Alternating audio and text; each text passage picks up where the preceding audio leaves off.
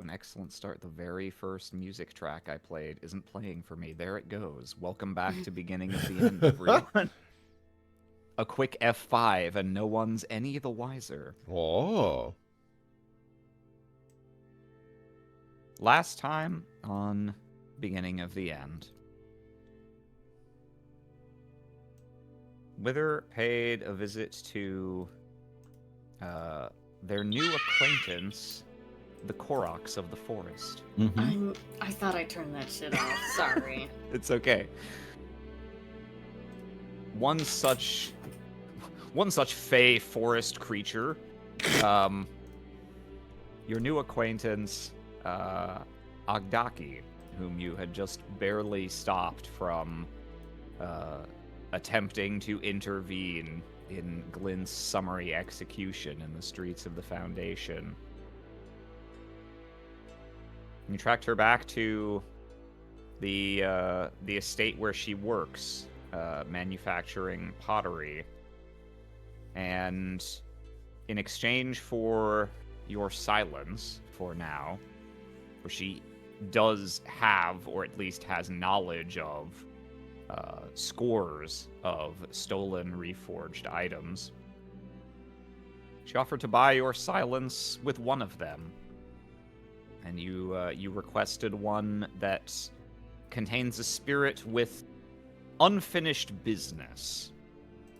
A request that she said she would be able to satisfy.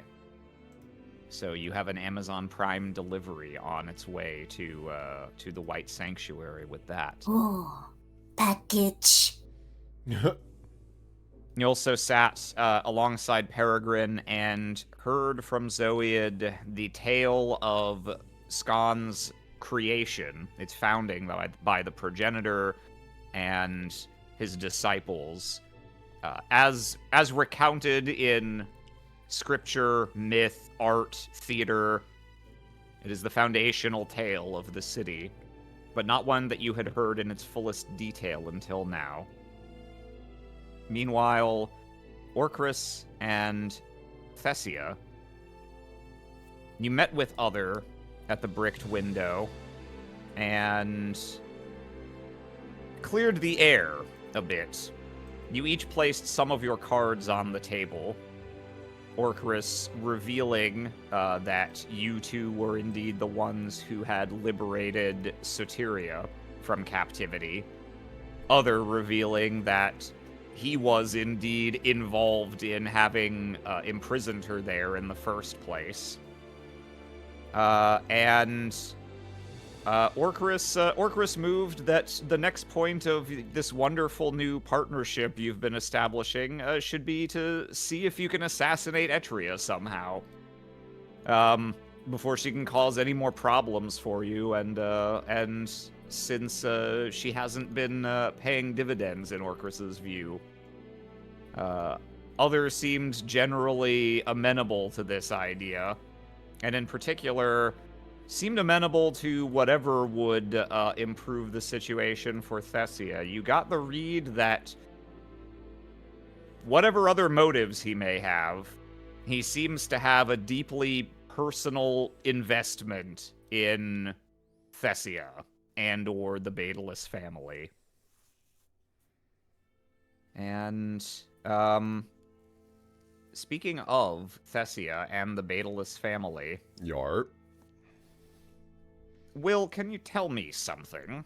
Uh-oh. In these past several days at least, since you investigated the mines, you've introduced Xenion to the tower, your tower's gotten some new residents in the form of Glint's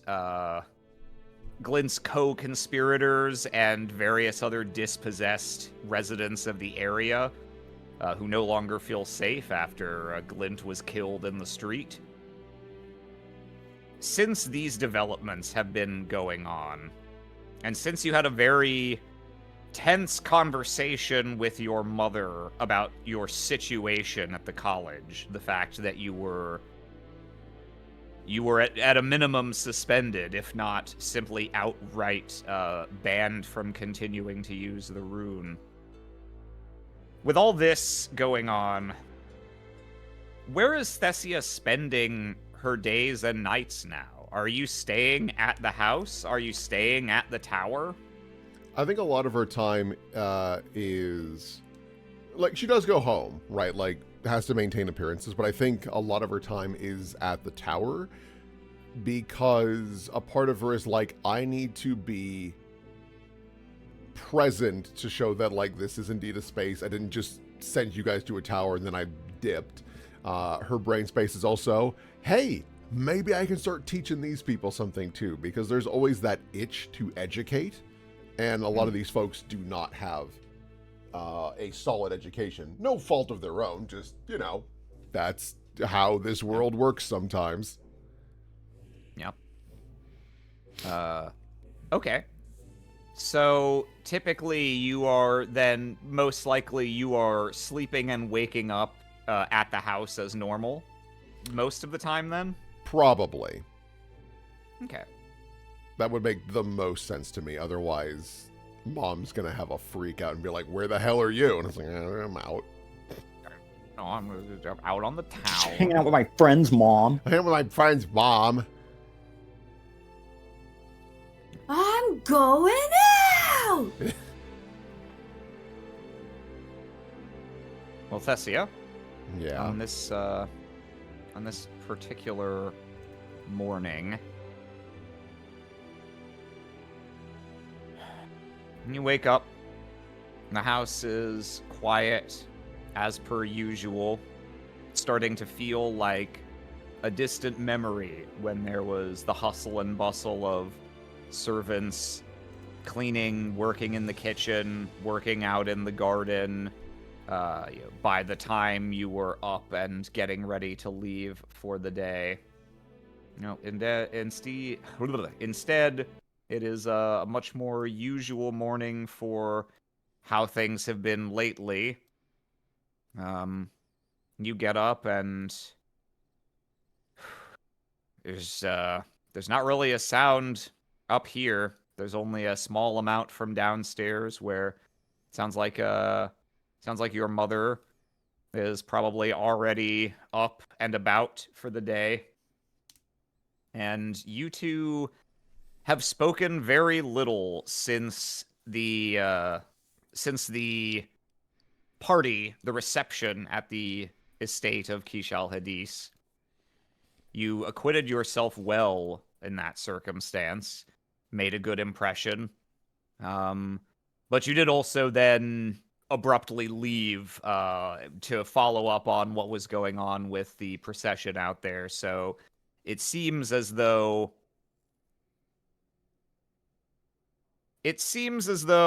your mother lately has had the impression that perhaps you are avoiding her. Not an entirely unreasonable one, given the circumstances. And indeed, on this particular morning, as you come down the stairs to get started with your day, sure enough, your mother is seated at the table in the midst of the main floor, eating a small breakfast she's prepared just for herself.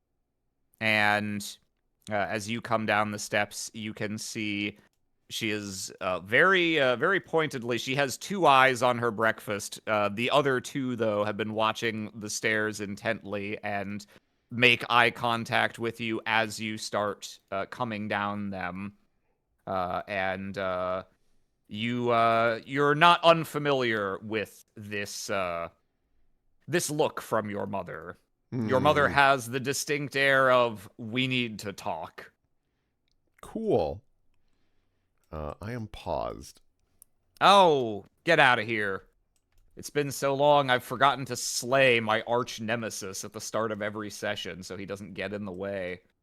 Thessia politely bows and then takes a seat. Good morning. She dabs at her lips a little with a cloth. Good morning to you, Thessia. You'll be going out for the day again, I presume? I am.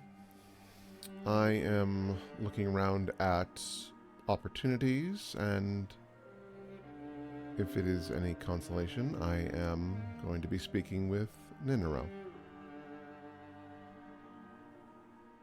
She looks not necessarily surprised, but she gives you a little nod, the nod of acknowledgement that it seems like you have correctly assessed what it was she wanted to talk to you about. Good. If you hadn't told me that, I was going to insist that you do it today. She nods. I know I've been dragging my feet on that a bit. It was a bit of a shock, and I wanted to make sure I had a proper course of action for the discussion. Avoid letting emotion take over.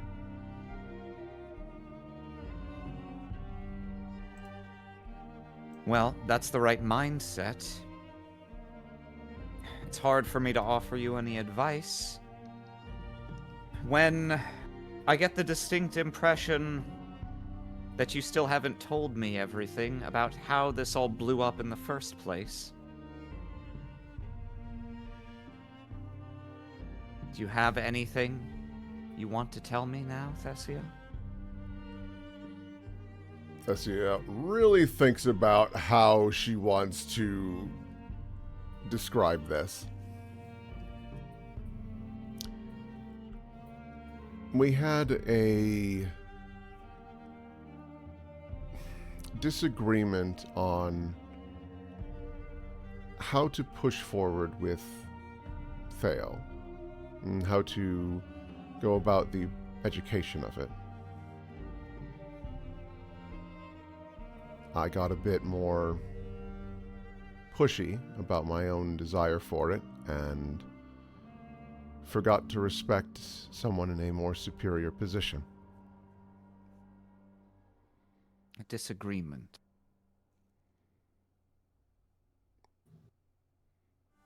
While High Shaper Ninorel is undoubtedly not a peer to my father in her ability with the rune, I have never known her to be an unreasonable or incompetent woman. She took a great deal of risk on her own head, supporting you as openly as she did at the tribunal. I simply don't understand how your relationship with her could have broken down so spectacularly, so quickly, over a disagreement of policy. I think it is because she stuck her neck out and I showed disrespect so... aggressive makes it sound more...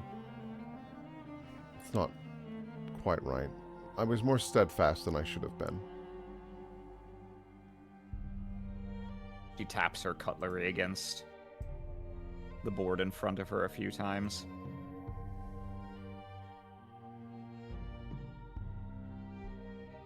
I don't think I want to know exactly what you said to her that she found so insulting as to banish you from the college, but I trust you won't be saying anything of its kind ever again, not just to her, but to your betters in general. With this sort of a result? Obviously not. Good.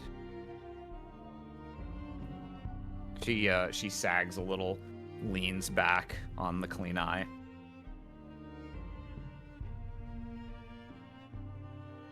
You are a very outspoken young woman, Thessia, and I'm proud of you for it.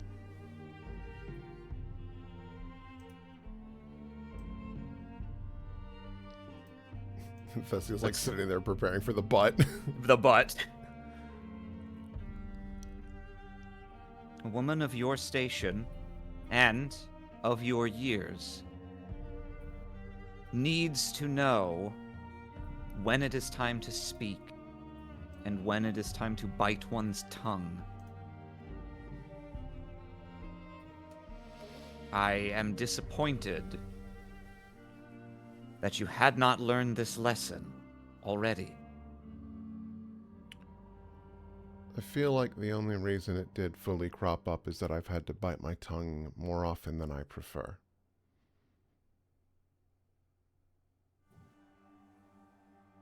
That's not meant to be back talk, it's just true. I know you've had to do it often too, and that's not fair. More often than I would like as well. But that is the reality of the world in which we live. For all the power and respect our name commands or once commanded,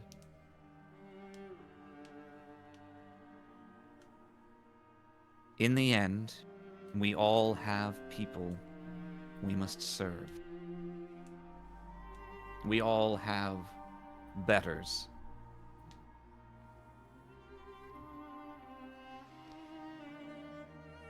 And sometimes, biting one's tongue is the best way to protect not only oneself, but the people one cares about. I agree. Which is why I plan to remedy this. Good. I trust that by the end of this day, this misunderstanding will be behind us. Goodness knows, we have enough problems to deal with as it is. It will. I'm sorry for the stress. It's never my intention. She gives you a little nod, and she extends her hand so you can give her the traditional little kiss on your way out the door. Yeah, she gives the little kisses, is always careful of the little mandibles on the side of her face. And again does a very polite bow. I'll be back later today. Is there anything you need me to get while I'm out? Your job back. Yeah. Just focus on that. Show me that you can be as talented a diplomat as you can a shaper, even if it requires you to sacrifice your pride for the moment. Nods. Pride won't feed your grandfather or bring him back to health. As much as he wishes it would. Imagine if it did. Well, he never would have deteriorated to this state for certain. Make sure to feed yourself before you go as well. Of course. Gives a polite smile. She gives you a little bow in return and heads out. Thessia stands there for a while and thinks about some of what her mother said of, like, sometimes you need to bite your own tongue. And she's like, I think others should do that. I think others should bite my tongue. I mean, her brain space is, she's like, a lot of people be running their mouths and it's only because their chairs are higher. So, maybe it's time to knock out a few legs. Higher chair equals bigger mouth. That's just science. That's babies. I That's couldn't babies. unmute in time. You beat me.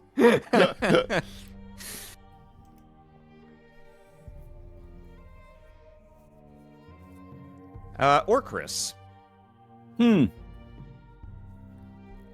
Aside from anything else you might already be scheming, you have a couple errands for the day.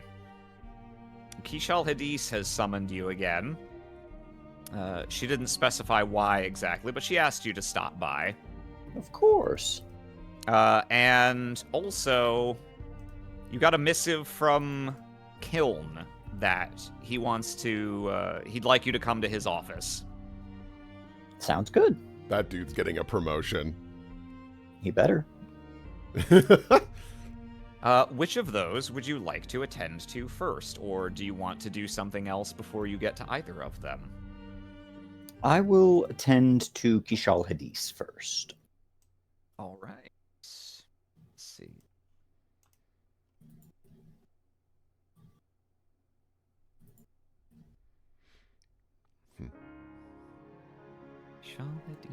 You get such nice music. That must be nice for you.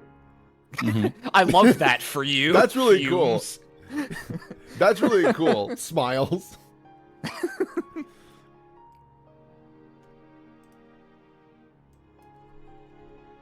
Yeah.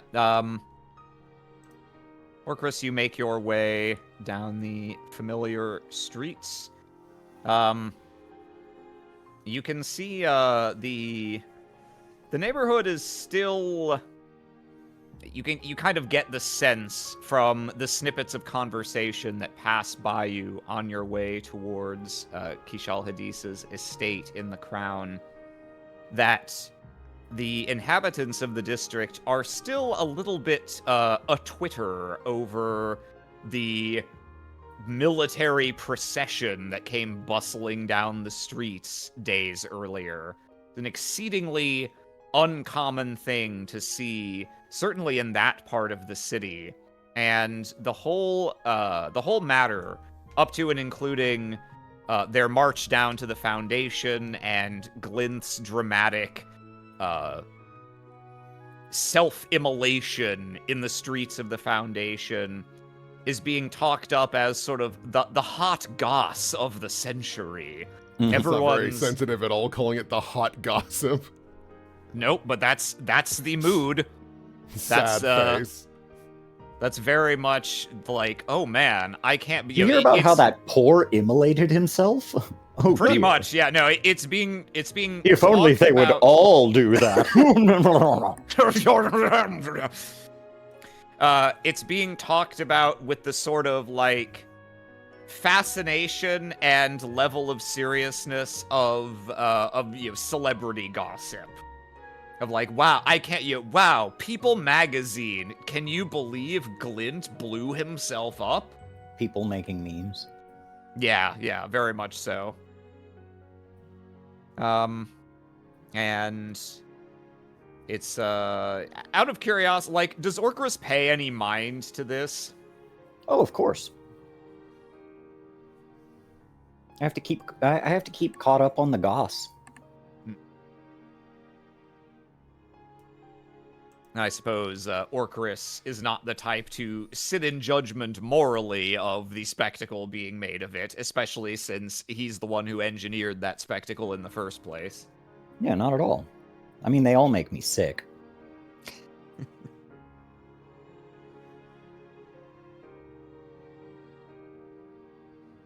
Aurkrys, when you reach the main hall of the estate and the guards see you in, you can hear Kishal Hadis chatting with someone, and the house has been mostly cleaned up. There's still flowers and other minor festive debris scattered around, but you can see the servants at work continuing to sweep up and put the house back in its normal order, following the party in honor of the children.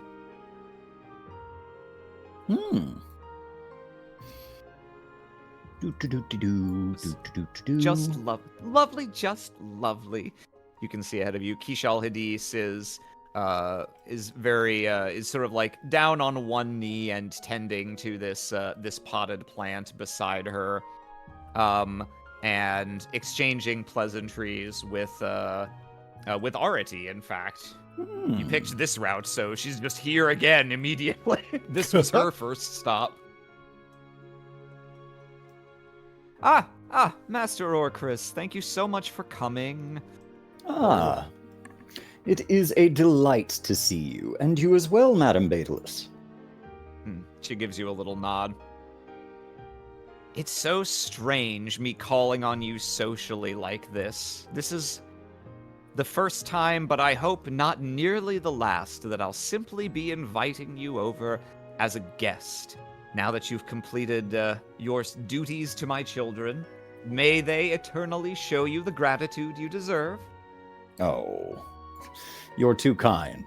But yes, I agree. I would also be very quick to accept any future invites into your lovely estate. There will be plenty, I'm sure. Plenty of opportunities, plenty yet to celebrate. She kind of, she flounces over here and checks to make sure all her jewelry and makeup is in place. Oh, well, sit. You don't, there's no need for you to wait on occasion with me anymore. You're a guest in my home now. Of course. Yes. I'll sit here. Can I get you anything to drink? Oh, just some tea, please. Of course. She gives a little clap, and a servant hustles into the room, carrying a small decanter. Yes. Pour us a few glasses of water. Come back with some tea as well, and oh, that's right. There was someone else was asking for my attention in the household. I will be right back with you, Master Aurkrys. This actually works out perfectly because I know that the lovely Arity here wanted to have some of your time as well. Isn't that right? You're too kind for arranging this, Kishal Hadis. Oh, it's what I do. Never happier than when playing matchmaker. You know this about me. Splendid. She hustles up to the servant. Water to start with. Of course. There's also wine if you're in the mood later. Now, what was it you want? What was it someone needed? Yeah, they begin muttering to each other as they head deeper into the house. Servant's like, you are flat broke. I'm just sending you the last message. Yeah, your card got declined. Arity, she stretches and gets up off the sofa. It's very easy visiting Kishal Hadis. Indeed. One doesn't need to contribute much to the conversation, I find. She is indeed effervescent.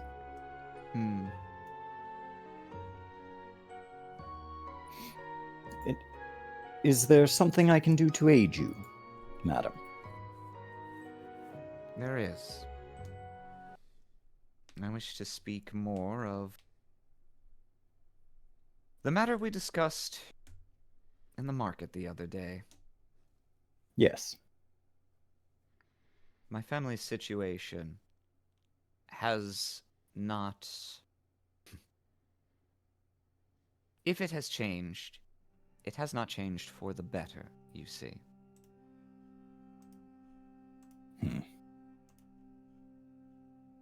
I appreciate everything that you've already done for my daughter.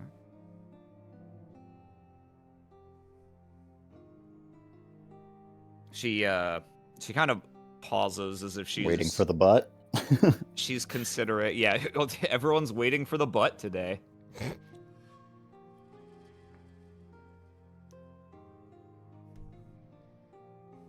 I think...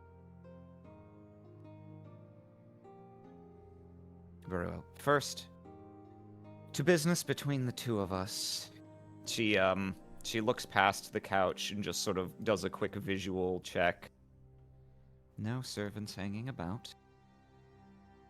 She sits, not directly looking at you, but she sits next to you on the couch, sort of looking forward and staring into space. With three of her eyes, one does sort of slowly, like, looks at you out the corner of her eyes, plural. This matter of bartering my blood. Yes. Have you found parties who would be interested and who could supply something of value in exchange?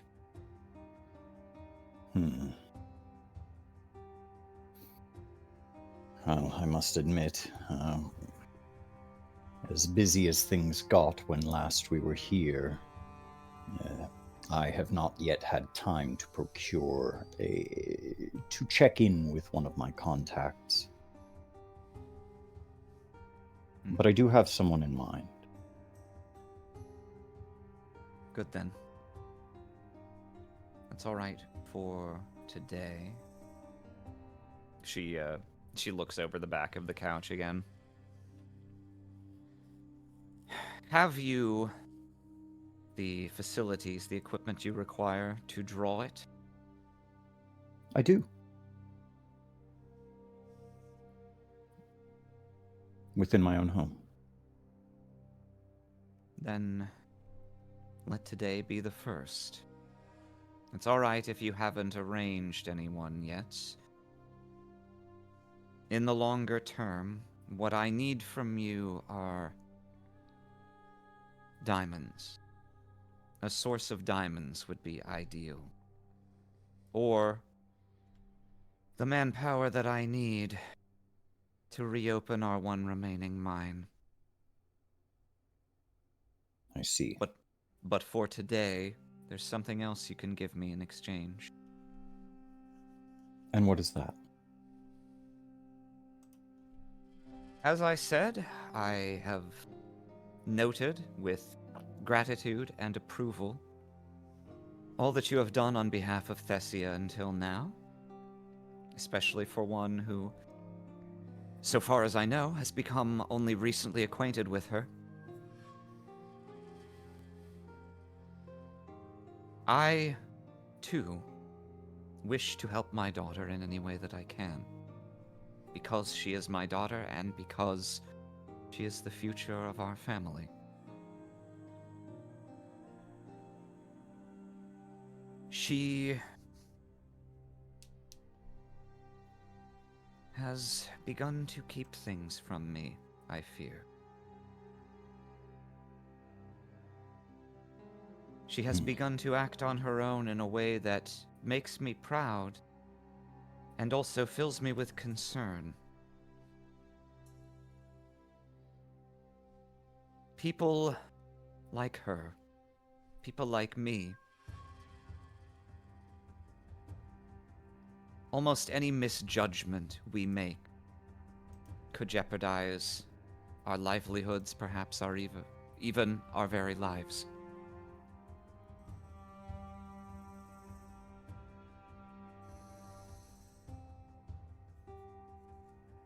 I need you to tell me what you know.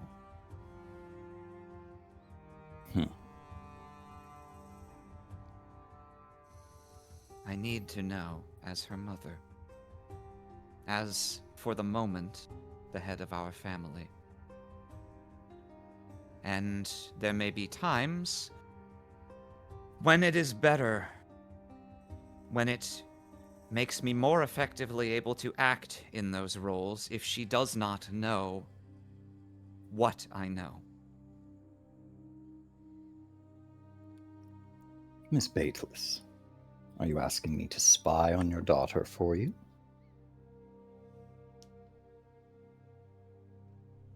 Asking you to help me protect her. At times from herself, if need be. I don't feel I can do any less as her mother. Of course. It is what any parent would do for their child. Not all parents, no. But I will. We have too many enemies and too much at stake.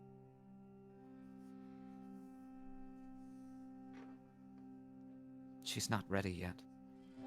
She will be.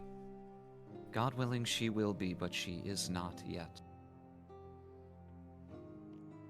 Rest assured, Madam Batalus. Thessia is not the future of House Batalus alone. She is the future of this city. Generations from now, she will be hailed a demigod. Her lineage will know prosperity, peace, and respect for ages because of the work that she does. You speak as if it is already done. It is, in a manner of speaking. Well, aren't you a bold young man? You've given me no reason to doubt your capabilities. I will place my trust in you for now. And I will come to your pillar this afternoon.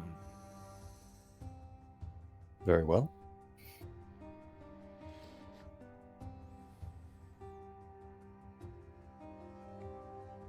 I trust I have your confidence in this matter also. Of course. She looks around.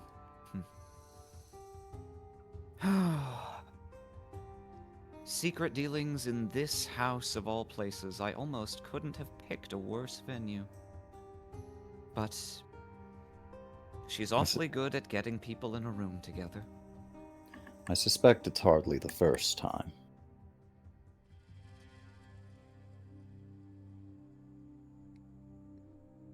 Very well, Master Aurkrys. I'm going to go give the lady of the household my regards and be on my way. I think it would be better if we did not leave together. Indeed. By the way, where do you live?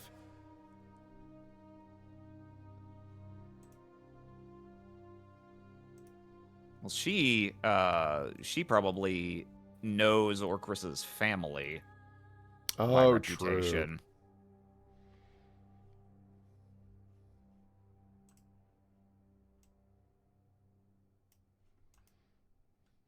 Aurkrys, you're left alone momentarily. You can hear as Arati exits the room quietly. She steps out into the hall, and you don't hear anything else from her, but you hear the familiar from Kishal Hadis when they pass in the hallway. Oh! Is there anything you wish to do in this time that you have? Just kind of lounge about on the couch.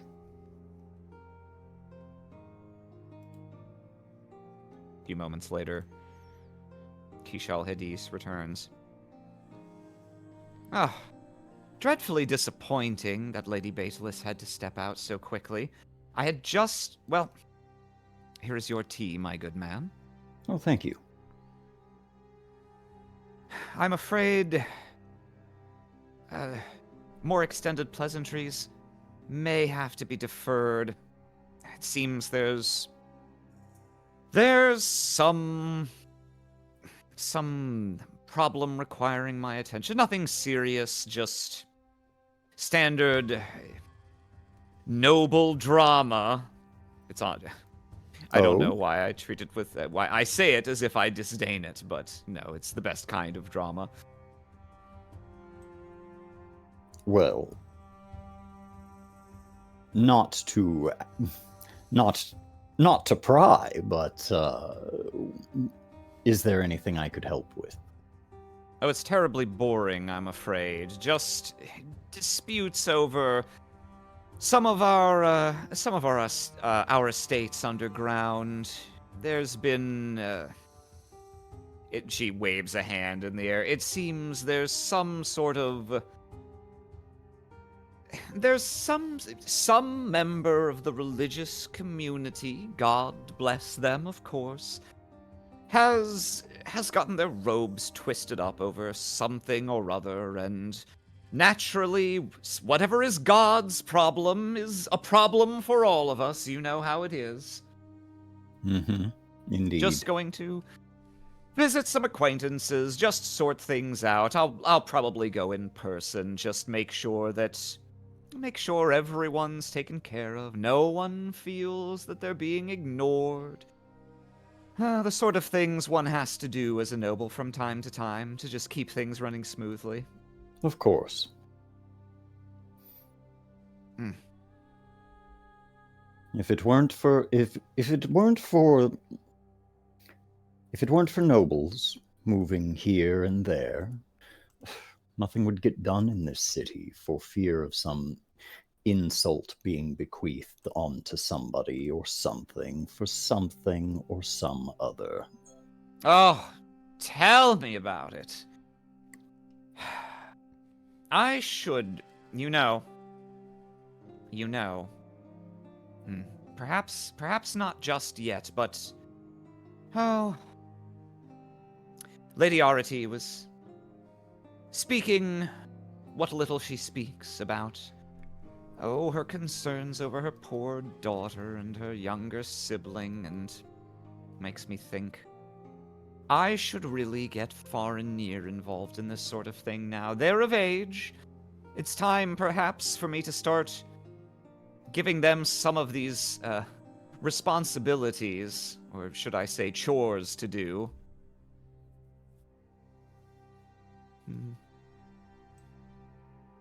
All Yes, thanks to well, you that I'm able to contemplate such a thing.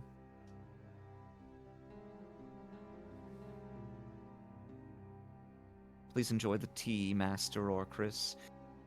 I will, of course, I'm not going to rush you out just as soon as you've arrived. Feel free to make yourself comfortable, leave at your leisure, or stay at your leisure if you've nothing else to do today. Feel free to say hi to the children as well, of course. Of course.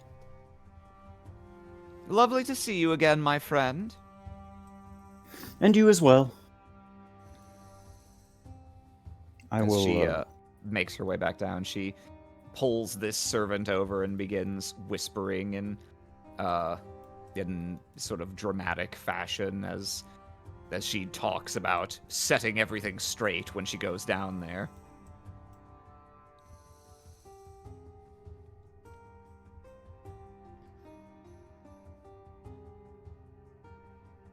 Okay. I am going to. I'm just going to exit. Okay. Where's he going now? Next, I need to hop out real quick. Sure. Okay. We'll I was see going what to Wither's up to. cut. Yeah, we need to Yeah. see what Wither's up to. Hello. All right.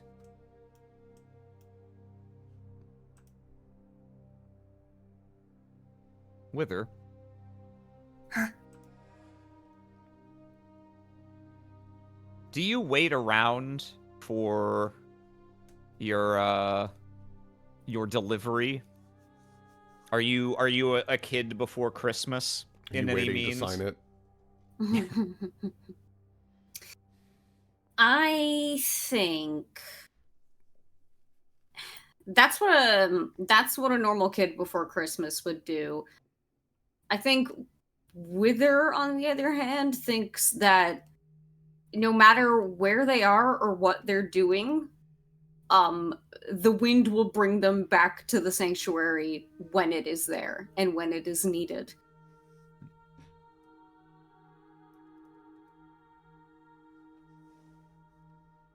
So they're waiting in spirit, but not at the sanctuary. They're out doing other things, I think. What sort of stuff is Wither out doing on a Oh. average day right about now, do you think? Oh, let's see. I think, God, you know what? Maybe they're down in a very abnormal place. They're probably down near the foundation in the area where the grandma used to go herb picking. Hmm. And they're down there interacting with some plants. Interacting with some plants, you say? Mm-hmm. Mm-hmm. Looking for anything? Harvesting? Just watching them as one would bird watch?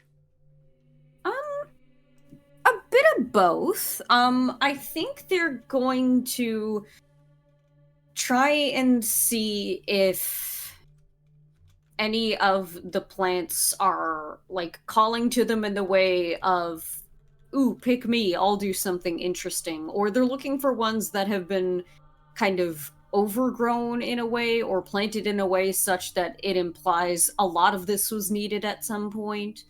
Or maybe they might even just go and look for the one little flower that's off to the side, struggling to exist.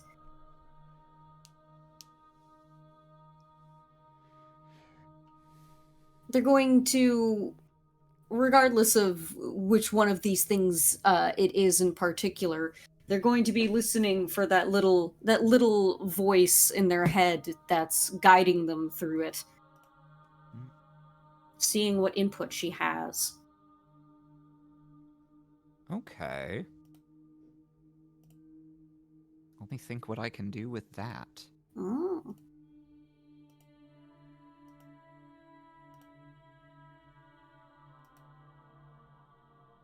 I think they have like a basket and then like effectively a long pair of snips and tongs so that they can like cut these and not just completely destroy them.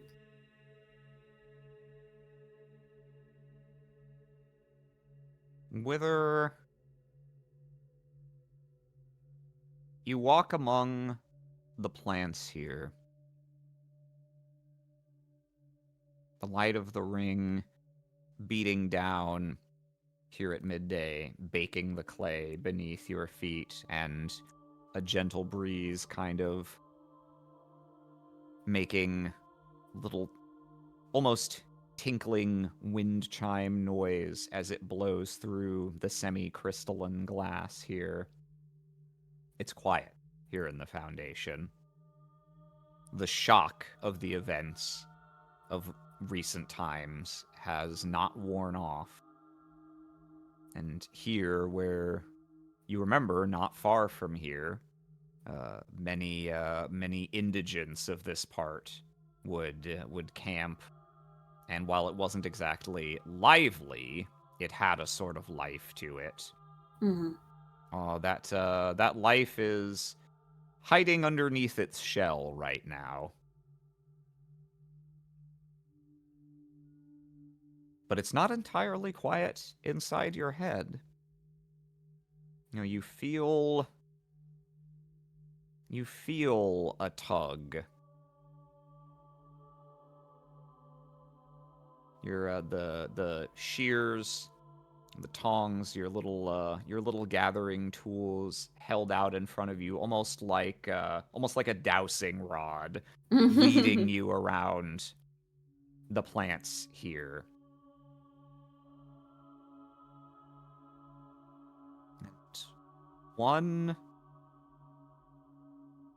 seems intent on you finding it.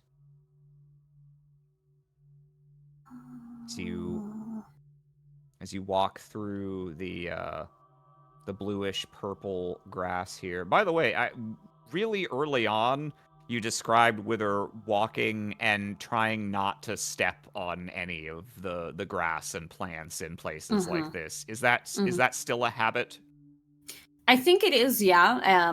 That's a large part of the reason why they have the tongs and stuff. I think today the grippers are contained, like those little booties you wear when you're painting or whatever. So they've probably got like just some like, probably not silk, but whatever mesh veil they have there on their head, something similar wrapped around their feet and lower legs. And they're The still trying to be grippers. careful. Huh? The grippers are The grippers. contained. Yeah, they're still trying to be careful because at this point it's not muscle memory because that doesn't sound correct for them. But yes, they're still being careful, but it feels different a little bit. It's down here by the wall, in the shadow of this larger shrub. Between this and this fallen marble statue, slowly being consumed day by day, millimeter by millimeter, by the dust that gathers here.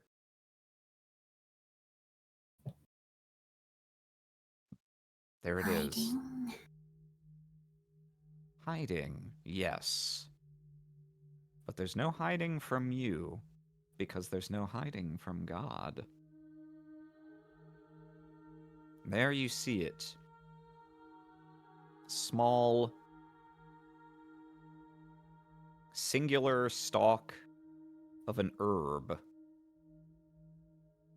wrapping itself just a little bit around this fallen marble, tangled up with the grasses, obscured by the hedge, but unmistakably a singular, different plant.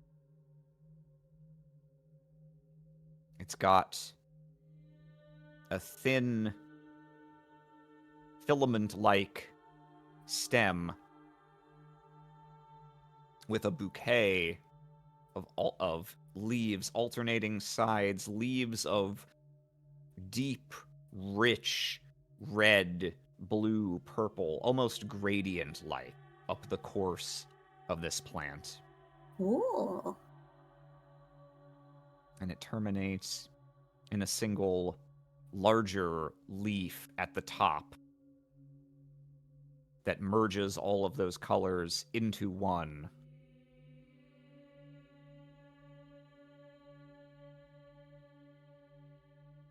The light catches it. Light from the ring above as you reposition yourself, and runs up its length in a way that gives it away. It's too colorful, too radiant to hide here once you know where to look.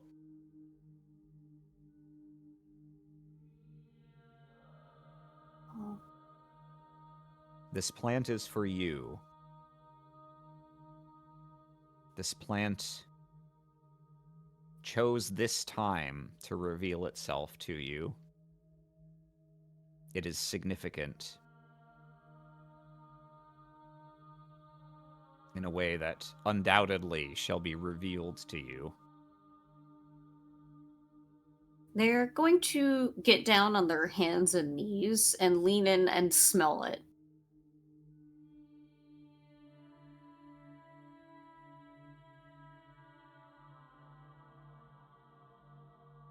You take a deep breath. That is beautiful.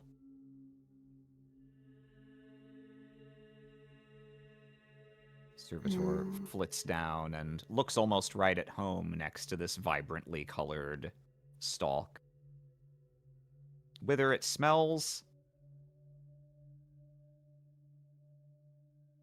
it has a smell that your, by Twiceborn standards, ordinary nose can perceive.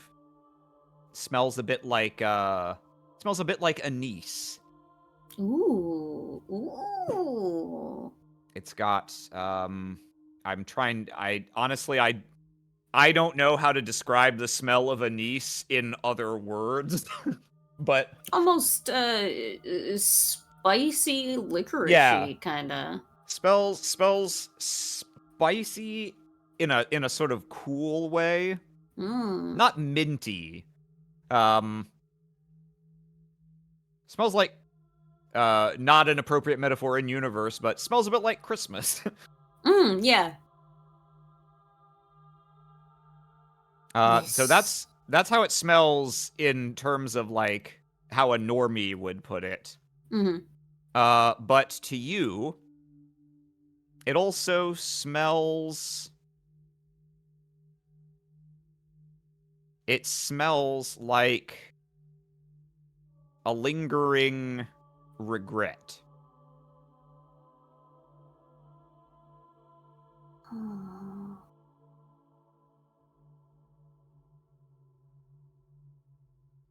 Why are you by yourself?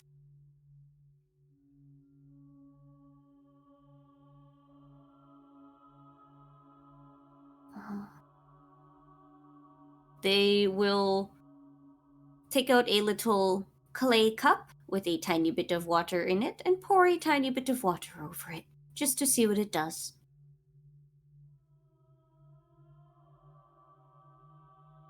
Water splashes over it and pools up by the side where the column digs into the clay here.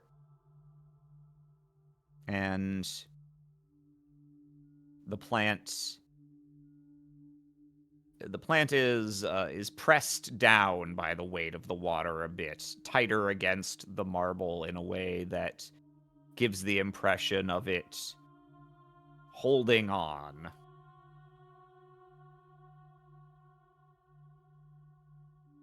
Wants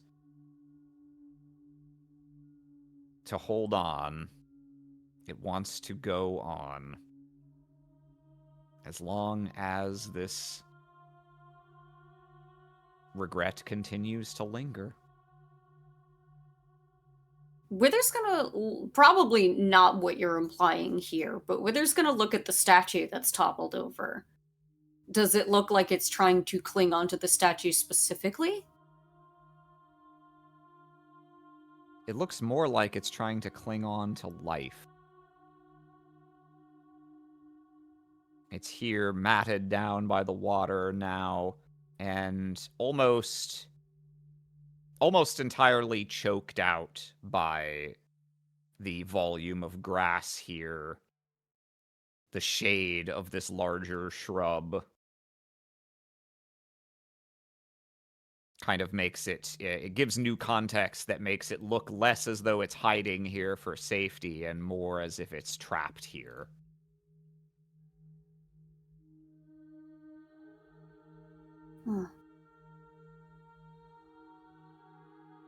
They will take a separate little bowl that they have, and they will start digging around the bottom of it and scoop it up and put it in with a little bit of soil.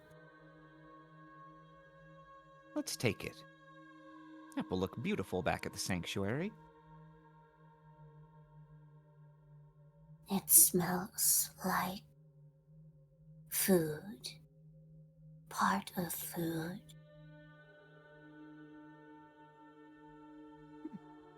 It smells like what one would remember of food, we imagine. Well, I'm afraid when it comes to mortal food, I have no expertise to share, but I'm told it's quite pleasurable. I'm told all sorts of things can jog mortals' memories of those sorts of things. We wonder, what do you taste like?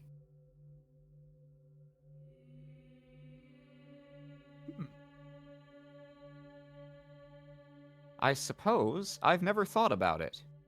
Also, alarming.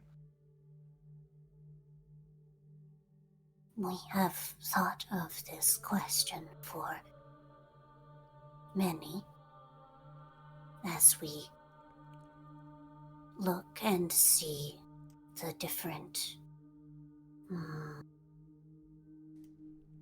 hardnesses. They, tap the wall here next to them.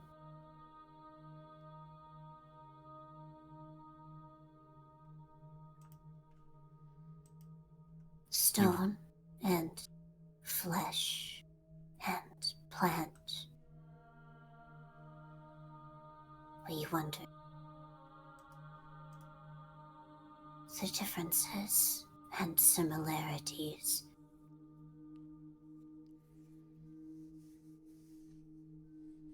Well, I suppose perhaps Peregrine could tell you about what things taste like. He likes to eat. This is true. We will go. Mind you, there's nothing stopping you from eating too. Should we eat this or no? We will share it. They tilt their head. I think that sounds nice. They don't say anything. They just gather up their things and begin to leave.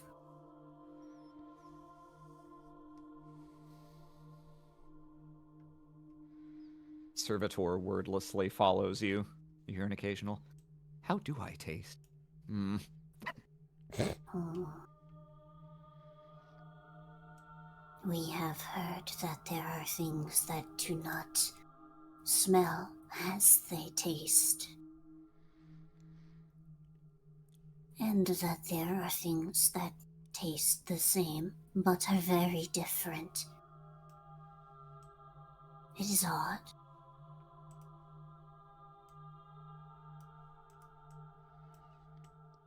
I imagine it's not unlike how there are people who look similar but are entirely different. Hmm.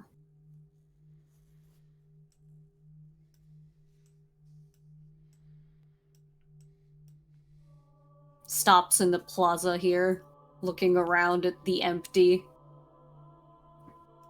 Oh. Says nothing and moves on. Whether you start to, as you head back into the city, you start to feel your internal compass recalibrating again. And you know it's time.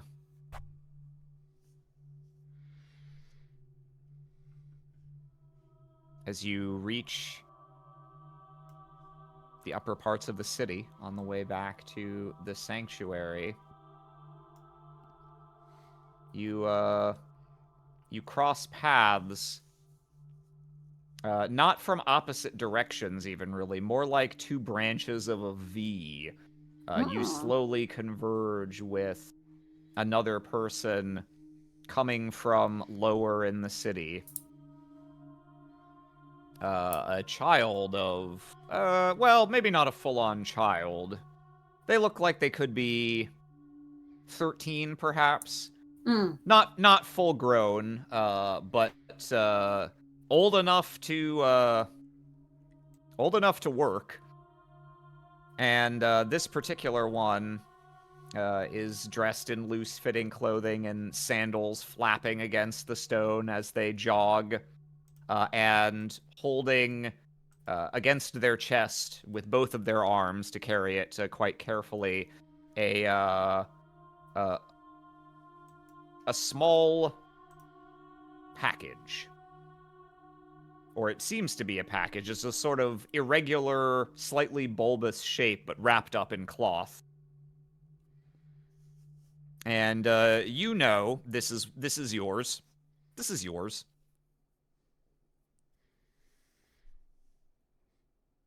Stop. They scoot to a halt here. Still, as they spin around, they're continuing to kind of hop up and down to keep momentum. Yes, what is it? I need to. I'm. They look up at the ring. Oh, I'm already a little late.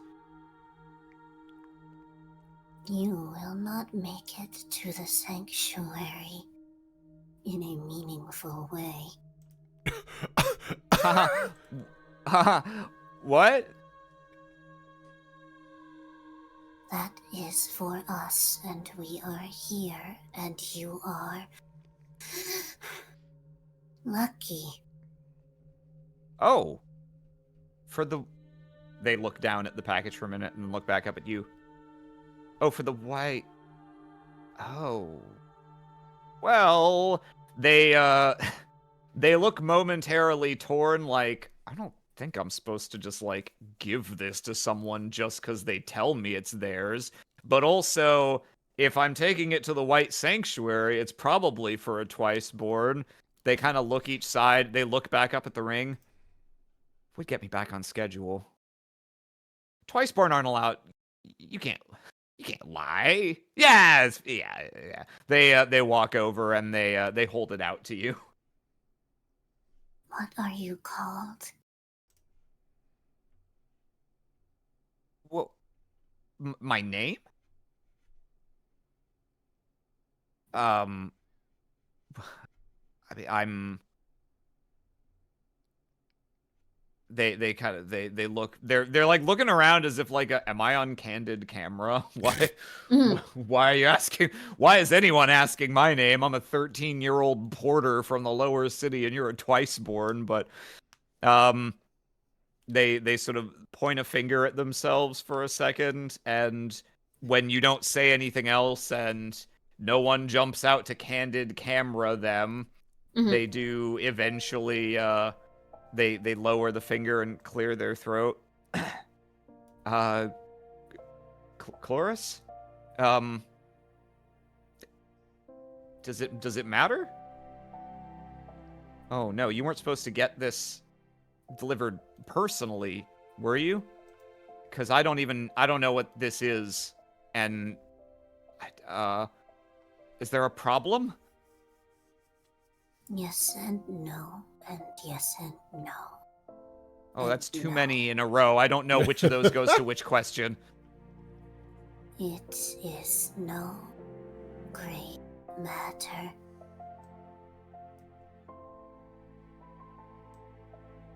Okay. What? Oh. We have a question that needs to be asked.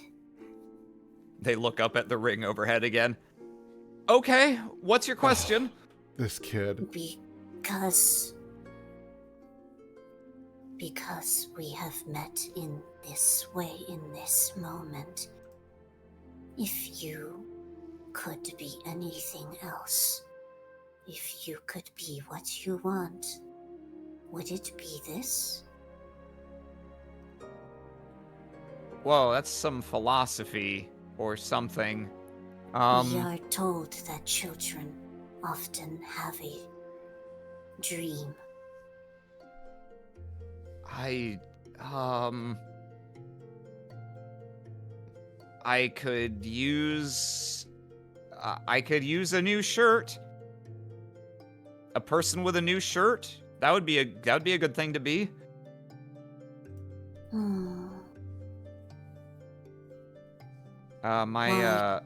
My dad doesn't philosophy's kind of not really that. I mean, I can't write or anything, so it's not really. We cannot write. Oh, whoa, why not? Yeah, what's your excuse? Is hard. There are many runes and many meanings. And you will can have a new shirt. Okay, thanks. You should really learn to write, though. Someone like you, you're able to tell truths, aren't you? You're able to say things that ought to be written. Someone like me, it doesn't matter. But for you, they give you a slightly sad, slightly concerned look. You should really learn to write.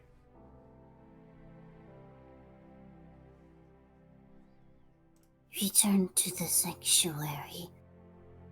At some point, you will have your shirt. Okay. Can I stop by tomorrow? We will not stop you. Okay. They look up one last time. You won't stop me any more, you mean? Yes, but you will not be faster than the ring.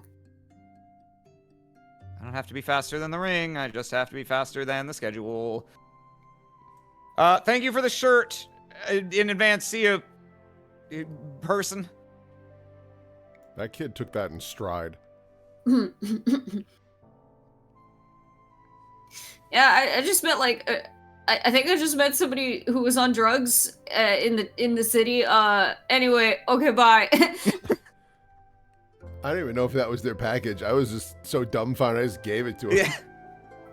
Wither realizing now that they have to carry not just their basket of little goodies, but also this package back up to the sanctuary, and a thought crosses their mind. Servitor, is this too cumbersome to bring at once? Well, that sounds like a question answerable only by someone with arms, like yourself.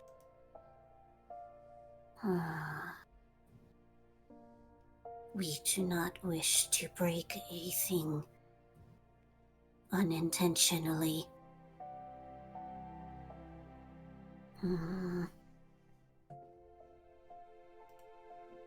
They're gonna point at some random person in the street. A slightly hunched over, very, very tall, very heavily bearded man walking by sees you pointing. What are you pointing at? Oh,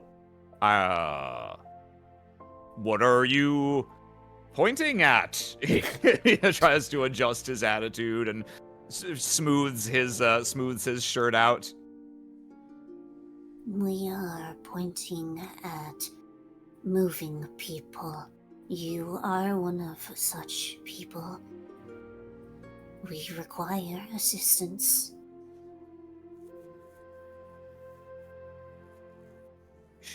Of course. God be with you. What can I assist you with? You will carry this basket. Oh, okay. I was afraid it was going to be something much more involved than that. And slay my enemies. What? We want you to go find that kid Cloris. Scare the shit out of them, actually. Do it, do it, do it. No, We are going home, and we do not trust to keep it safe all at once. No problem. These, he slaps his arm. These muscles are used to far heavier than this. How far is home? The White Sanctuary. Thanks for a moment. You... Okay. You lead the way, please. You will tell us about yourself on the way. Okay. Yeah, my son Peregrine Cloris. Peregrine has told us to walk in silence with a person unknown is off-putting. This Peregrine sounds like he's just full of good advice. We do not know if it is good or bad. Is Peregrine another twice-born? No, he is thrice born. Wow, that's impressive. Well, then it must be really good advice. I suppose. He sags a little. anyway, I hope this guy isn't gonna get fired, but whatever. No, this is good. You are learning to leverage your fellow Scani. Mm-hmm. That's a weird thing to glorify. Congratulations, you're part of the 1% now. Doesn't it rule? Look at all these tools at our disposal. Wow. It's important that people from all walks of life be given a calling to serve God, and what are you if not a conduit for just such a calling? Your purpose? Bring me cheeseburger. I'm just envisioning you get to the white sanctuary, and you're like, thank you for your help. Now, opens cloak, pigeons fly out, catch all 7. You have 30 minutes. Good day, and walks inside. You have 30 minutes. Drakengard. Your time starts now. What? I hope Cloris is okay. What? Wait, I hope Cloris is okay. Explain the task back to us Yeah, I was gonna in order. What do you mean catch all pigeons? All of the information is on the task. There's no task. It is what we have told you. Well. Very funny. Real quick, Austin, are you back? No, Austin is dead still. damn. Yeah, I'm back. Oh, no, never mind. Sorry. Okay. Hooray! Hooray! Because we generally know what Thessia is gonna be doing in her main scene today, and it feels like there are many ways that could go that would be like especially dramatic, so I'm kind of like saving that for later, if that makes sense to people, at least while I've still got stuff to do with Aurkrys and Withers. So why don't we bounce back to Aurkrys now? Yeah. Okay. Oh, Let's see. So, Aurkrys, were you going to go and cross off the other item on your agenda, go to Kiln? Yeah. Okay. Let's see. So, Aurkrys, it's not too far from the crown. A couple tiers down, over to the side, into the Lyceum, and you begin returning to the College of Innocence.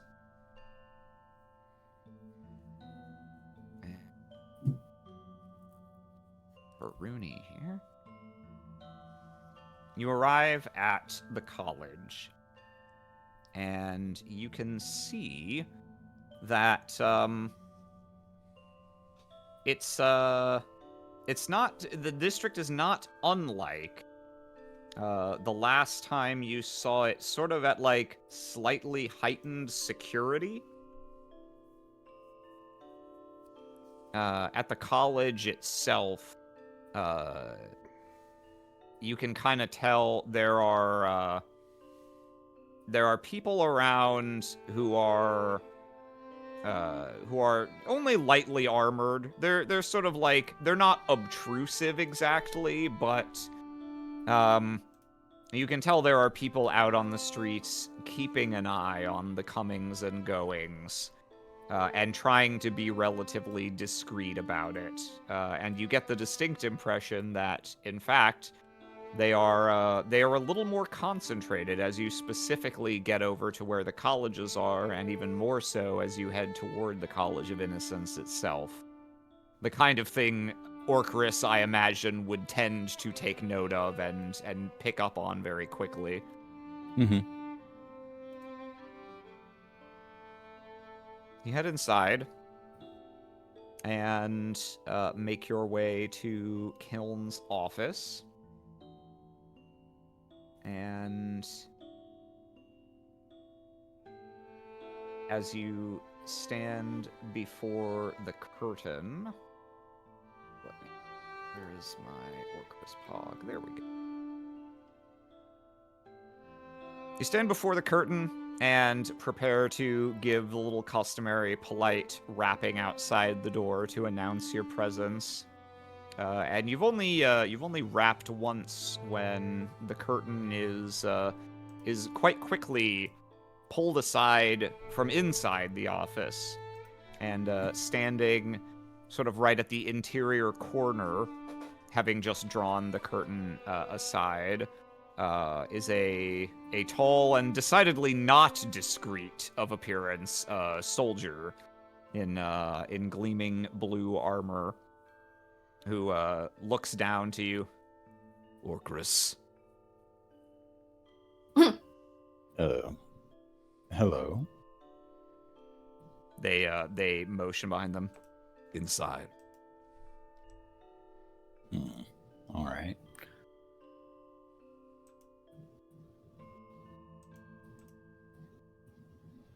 You step through. Hmm.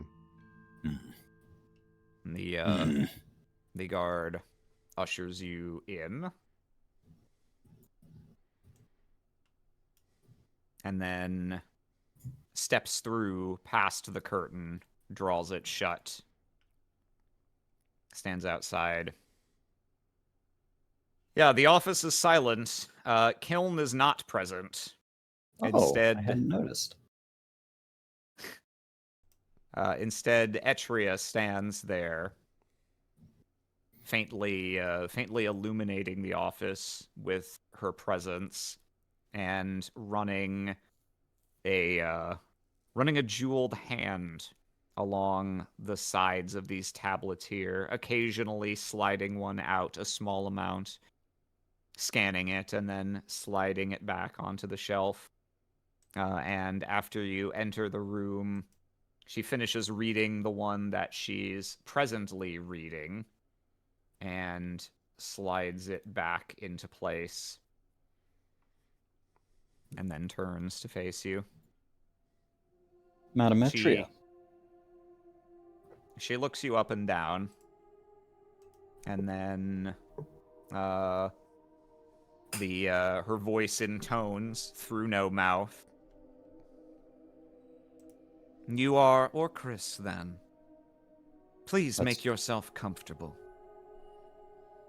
That's correct. Forgive me.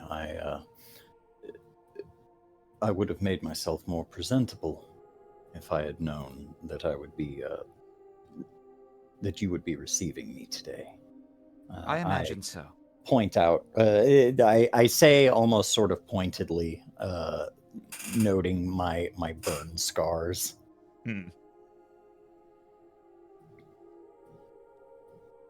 I see you've been in a rough way lately. Indeed. Nothing life-threatening, I hope? No, I'm fortunately a skilled apothecary, and so I was able to mend it as best I could. Fortunate indeed. Please, have a seat. I sit on the bed.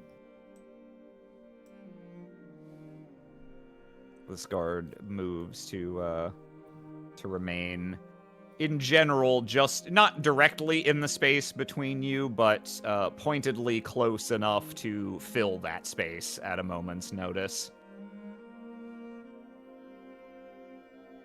I asked Kiln of the College of Innocence to see about giving us a chance to meet in person.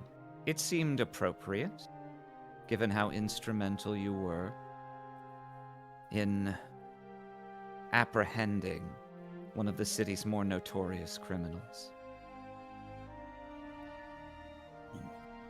Indeed, and I am grateful for the opportunity. He's told me quite a bit about you, though less still than I would care to know. He tells me, through his reports and through our own conversation, he told me first that you were there at the tribunal hall on that terrible day when the life of my scrivener was threatened, and that you heroically intervened. I was. I don't know if I would describe it as heroic, but I did what I could. There's no need to be modest. You did a great deal. As long as the reports are accurate, and I trust the account of my own guards. Well, that's kind of you to say, however the bastard escaped. Ah, but not for long. And the patterns swirl as her eyes focus on you, perhaps even a degree more intently. For Kiln tells me that indeed it was only thanks to a timely, nigh miraculous tip from you that we were able to locate and serve justice to this criminal. I believed Kiln would take that information to the right ears. And your confidence was well placed. It would seem his confidence in you was well placed as well. Given that, sure enough, the information was spot on.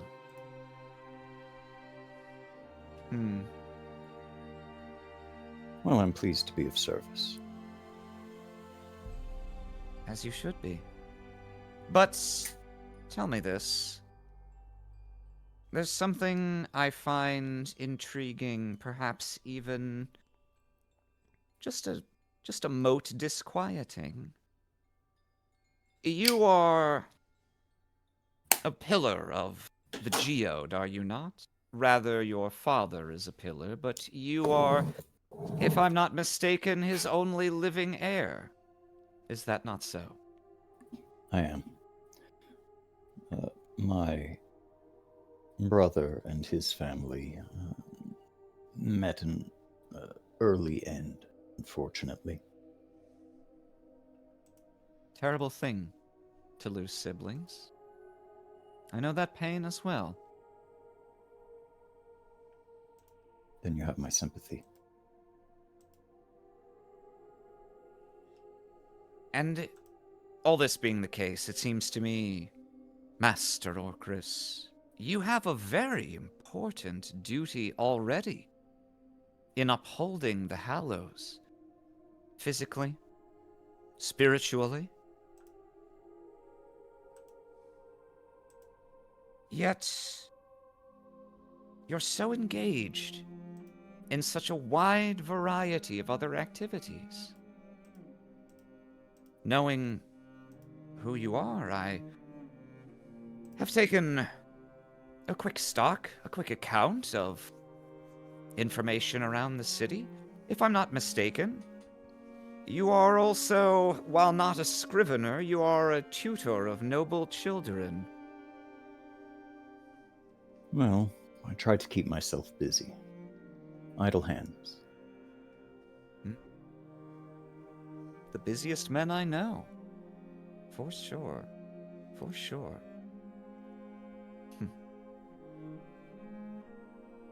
May I ask why?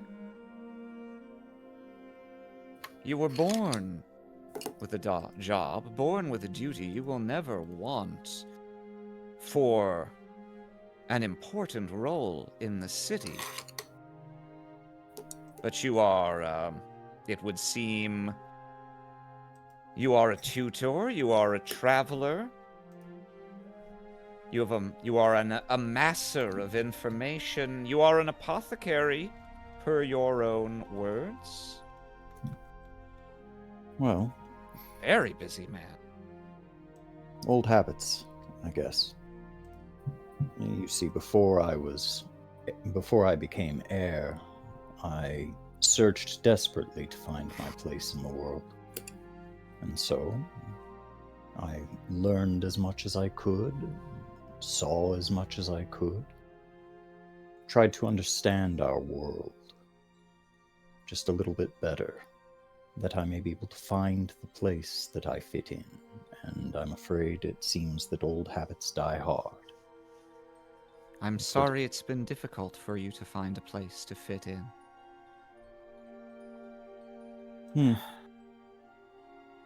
Perhaps not difficult. I have enjoyed my life. Perhaps that is why I continue to stay so busy. There is wisdom in that. Indeed. She she runs a single finger along the sides of the tablets again and seems to consider everything that you've just told her. So how did you find him? Glint? It should go without saying that many, many resources were being put into such a search. I suppose, in a way, he was hiding in plain sight, there in the Foundation, amidst the ashes, the dust, the refuse. Well, I have a series of contacts within that community, and with the proper questions and the proper gifts, such doors opened to me. That led me to Glint. Noble, a pillar of the geode, and so readily able pass amidst those sorts of people. Fascinating. You are an uncommon character. You're kind to say. Aurkrys, she has certain ideas about you already, but she is seeking to kind of get a measure of you here. What sort of impression do you want to give her? Ultimately harmless. Okay. Thus, And upon seeing her, before she turned to see me, I sort of put on the airs of a weak man. Still very affected by my injuries. My lady, please, I am baby. I am baby. Senor Potter, soy baby. Okay. Then why don't you go ahead and give me a roll to do using your orange stat. Mm-hmm. Oof.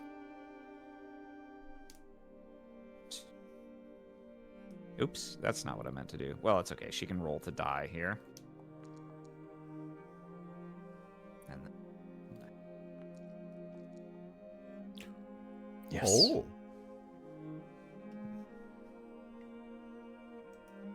She just leans over to the guard. He is baby. he is baby, though. Indeed.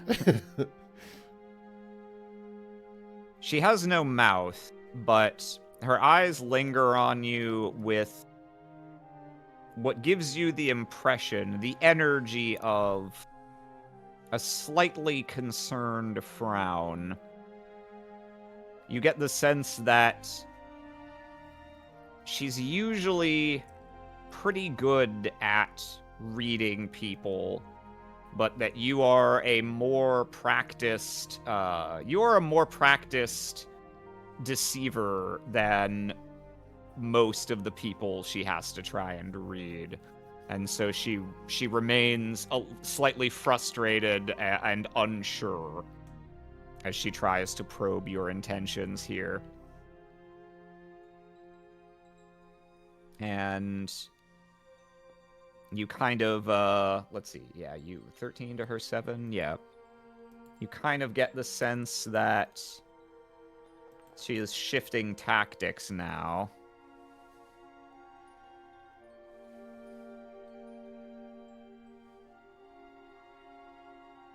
The other reason I wanted to speak to you in person, she starts to step forward, and the guard steps forward as well.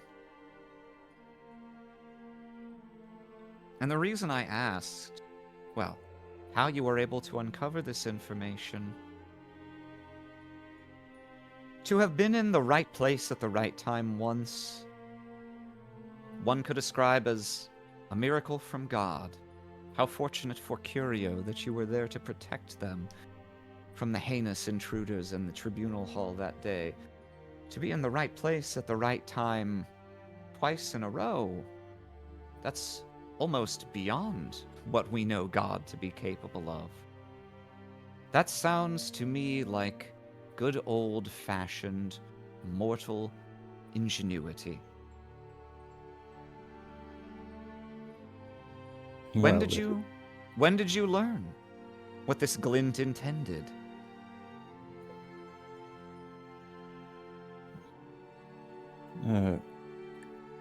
Let me think. Was it? It was it's just a few days before they went in and stormed the place. Yeah. Hey, you didn't sit on the information that long. No, I went to tattle pretty quick. And so I believe it was the day before Glint was executed. Just a few days. I suppose those wounds make a great deal of sense then.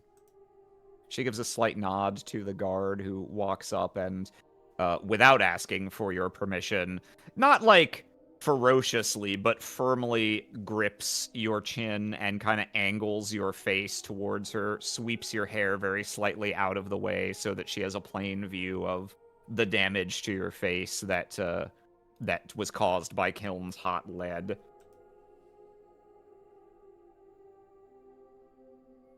And you even have the scars to prove it. Must have been a ferocious opponent. I saw firsthand the speed with which he was able to destroy himself. To think of that power turned on others, it's terrifying. I saw the men at the tribunal hall as well. The good men that we lost. How on earth did you survive his wrath? Thankfully, I, for the moment, was able to get him to see reason and calmed him down.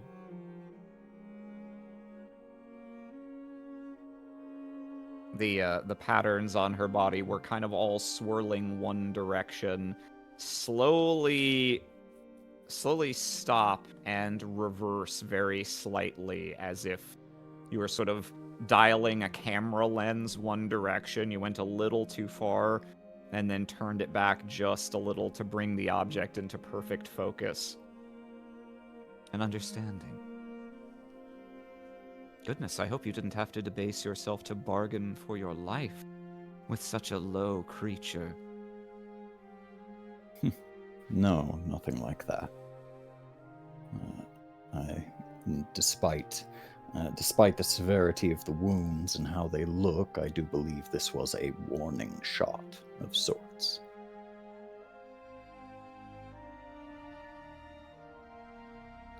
So he allowed you to live. Indeed. He allowed you to live and to walk away, and to walk straight to my good friend with the secret of his location. I don't believe he was aware that I had made the connection of his identity. For if he had, well, I fear I would be dead.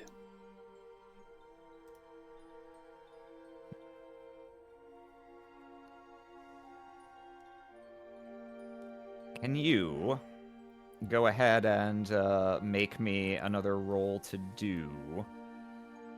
Since that is very much a lie. That is very much a deliberate deception. We're not, and the roll is not just going to be if you win, then she believes you, and if you fail, then she doesn't believe you. It's going to be more nuanced than that, but I'd like to get a read from the dice here. She kind of believes you, or doesn't kind of believe. Oh, boy. This is going to be a clash, since she is in purple, which has red, and orange also has red. I just dropped her swing like an idiot. Here we go. This is what I meant to do. Ha-cha. It's pretty good.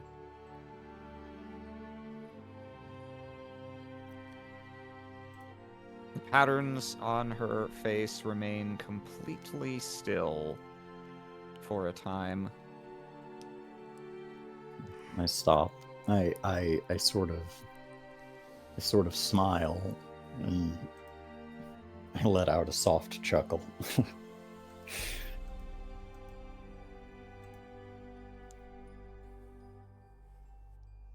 A step too far?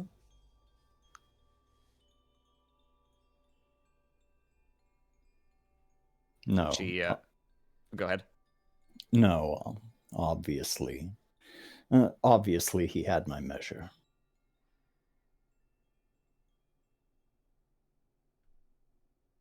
I walked away because he was unable to stop me.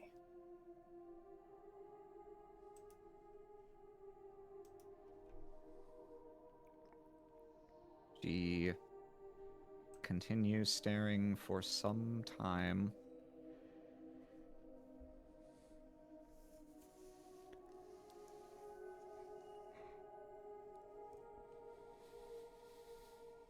I don't care to be indebted to people, Master Aurkrys. I asked you here not to interrogate you, in spite of how it may seem, but to reward you. I ask that you name your boon, and you do it now, so that we may close this matter.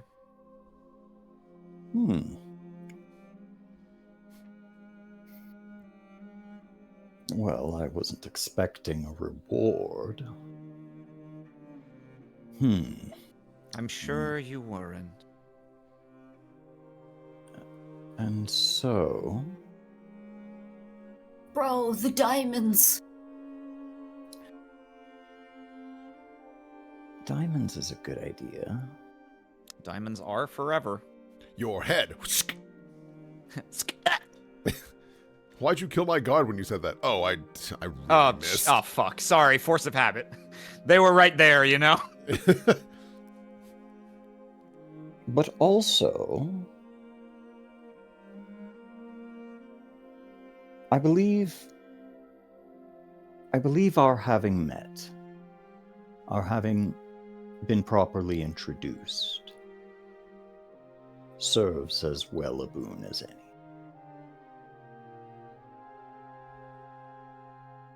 She, folds her hands together in front of herself, kind of resting them on the fluorescent pink dress that runs from her midsection down. After all, you have helped keep this city safe, and you have perhaps, well, I don't like to think of it this way, but you have avenged my wound in a manner of speaking. I think that suffices. After all, at the end of the day, I believe ultimately we both want the same thing, which is the ultimate good for our city.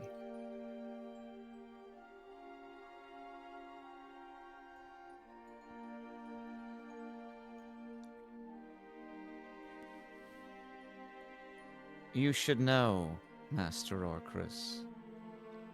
In my entire life, I have never found false modesty charming. But so be it. You wish to ask me merely for the pleasure of my company on this day, then you have that. She, kind of gathers up her dress a little and begins walking toward the exit. Well, there is one thing. Now that you mention it, and I've had some time to think about it,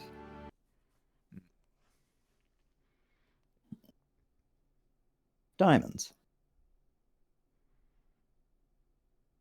Diamond. Diamonds. The patterns on her body kind of scatter like a star shower for a moment in conveyance of mild surprise, perhaps. I see. Given what I know of you, I expected something perhaps more esoteric, complex, dubious, but if it's simply a matter of material wealth, then by all means you shall be compensated for your efforts on behalf of the city and for the terrible suffering you must have undergone facing that beast of a man. So be it. Diamonds to be brought to your pillar. I bow. Thank you. You have no other siblings? How fares your father? He has fallen ill of late. Too ill to perform his own duties? It seems he is infirm. Unfortunate. I do my utmost to ease his suffering.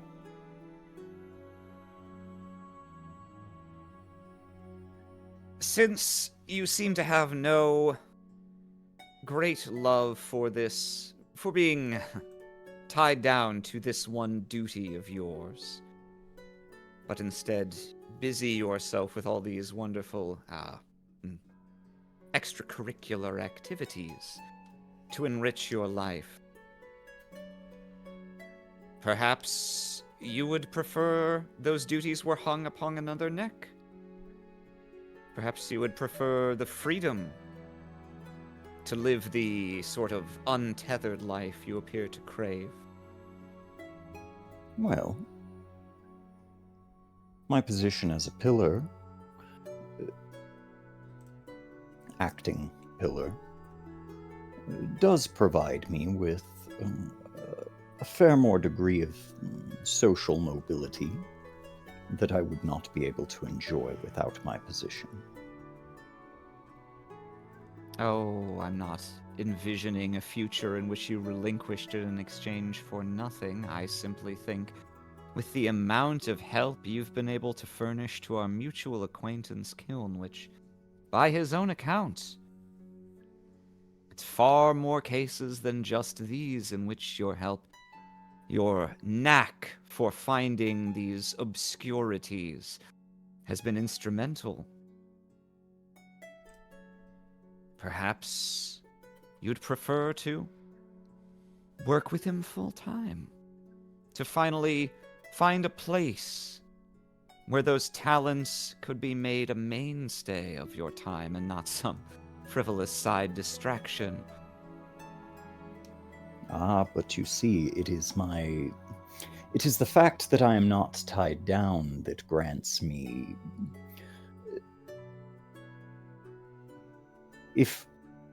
If you, Lady Etria, were to wander down to the Foundation, start asking questions, with your title, with your reputation, how far do you think you would get?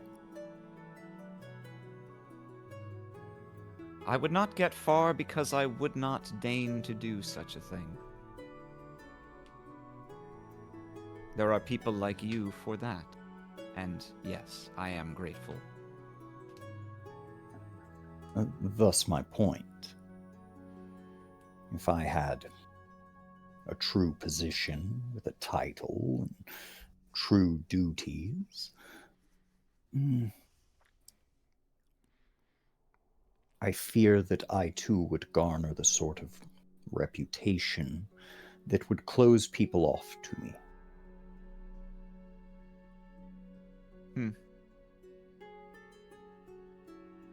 Well, I'm sorry to hear it.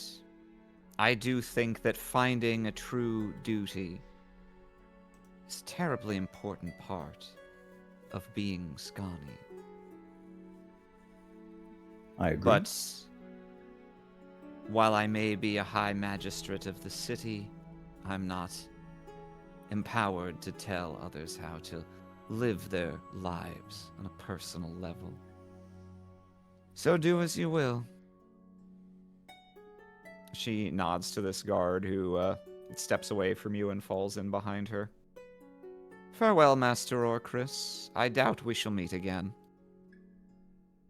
Oh.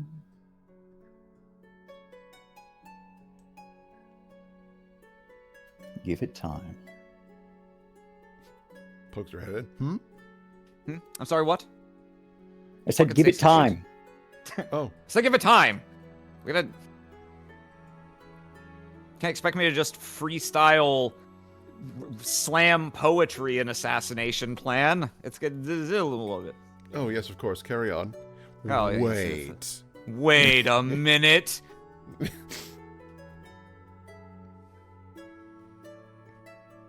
Where's Kiln? I'm just envisioning him in the break room trying to make a vending machine work. Does Aurkrys have any? I guess Kiln is standing me up.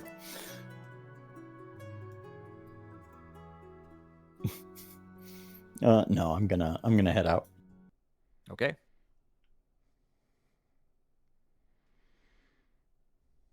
Out of curiosity, does that encounter leave any sort of impression on Aurkrys?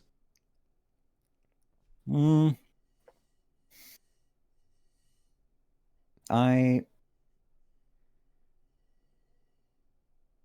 definitely want to kill her, but I already wanted to do that. But hey, at least you get paid now. I guess now I want to do it personally.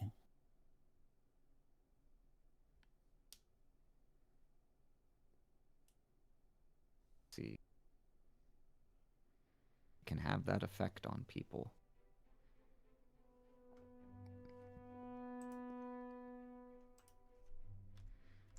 Wither, you... Sorry, we were coloring. That's okay. It's time for dinner. Hmm. Ding, ding, ding, ding. Whether you reach the White Sanctuary with your new friend question mark carrying your plant sample, and you carrying the reforged item, and yeah, no mishaps. You get back to the sanctuary. All is well. He steps in, looking around, very sort of like, wow, check out this, like, very much in awe of And the this is where we surroundings. keep our peregrine. This is where we would put our peregrine if we had one. No. And Wither, you are finally home with not one but two prizes. It Oh truly boy, is 2 Christmas cakes. morning. Oh yeah, holy shit, 2 cakes. Oh. The package that was given to you is taller than it is wide, but sort of more bulbous toward the bottom, and very narrow at the top. It's wrapped in strips of just sort of nondescript tan cloth. Could be a bundle of sticks for all anyone could tell. It's been sent here very, very inconspicuously. Even more so since you ended up intercepting it on the street rather than even allowing it to reach its destination officially. Is there anybody up and about at this particular time? Oh yeah, there's a couple people. There's a few twice-born around, but the times of day when the most prayer is going on here tend to be the mornings and the nights. So it's a little bit before evening prayers. Okay. Wither will make their way over to this little cushion here and set the little potted the little bowl of plant and basket off to the side, move these candles, and then put the mysterious object in front of them.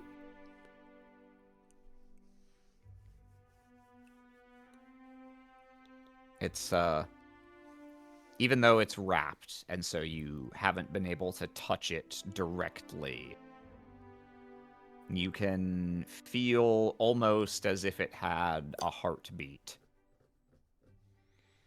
How heavy is it? Not especially. It's maybe 8 to 10 pounds. Ooh, okay. That's pretty heavy for Wither. That's pretty heavy. Does it have any particular scent to it? Wither's on about the scents today. You lean and smell a little. It smells earthy. Mm-hmm. Who the fuck? Get out of here, private number.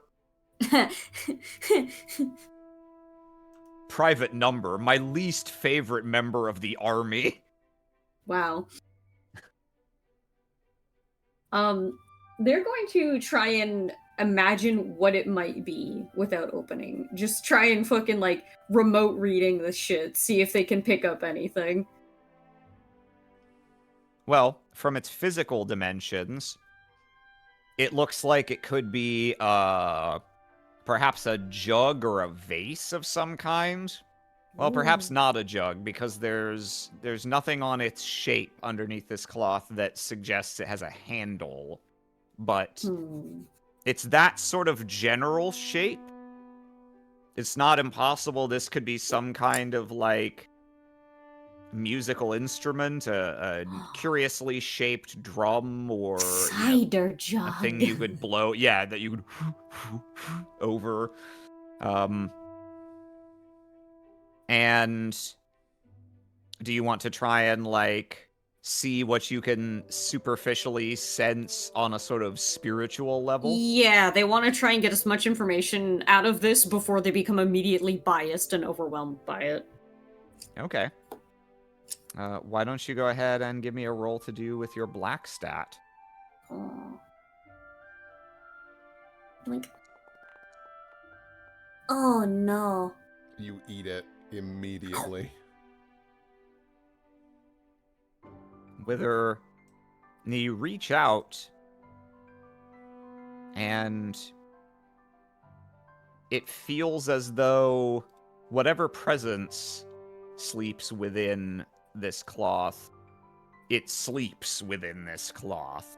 It's withdrawn. It's as if you can sense there is a mote of spirit there, but it is itself unconscious somehow.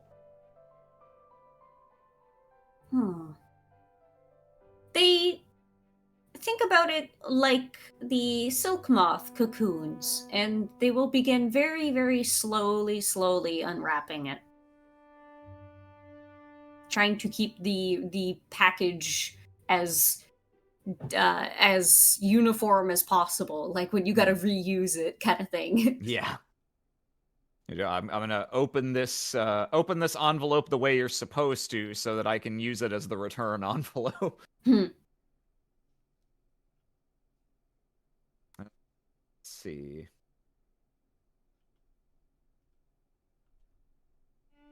You slowly unwrap the strips of cloth, which actually turns out to be one very long strip of cloth wrapped many, many times around this object. And when it finally, you start to see the surface, you see a bright red clay. And as you pull away another strap, you can see some that's not red, some that's been painted or dyed somehow, but the image is itself kind of washed out and muddied. As you continue to unravel the strips of cloth, what's revealed is it's a holdable with two hands sized, maybe about a foot and a half long. Whoa. Clay vessel of some kind. It's got a very narrow neck, and then it's much more bulbous in its lower reaches. There's no handle. There is a small stopper, a sort of lid that's not tightly pressed into the neck. It fits enough that it covers it, but not enough to just stay in when held upside down, say. And the image that's drawn on the side of it has indeed, it's been faded and muddied and smeared, but the pigments are still a little bit intact in places. And if you squint and you try and reverse the decay in your mind of what this might have looked like, it looks rather similar to the plant that called out to you. It's a tall, winding design. The central stem is mostly black on the side of this vein and weaves back and forth with red and purple and blue leaves reaching off of the sides. But it's warped, it's water damaged. And while you don't know a whole lot about a lot of things, you know that clay pots are, if they're going to be decorated especially, they are, as the last step, they are glazed and fired in a kiln. And this has not been. This, you can feel, is porous. The surface is smooth, but not smooth the way it would be had it been finished.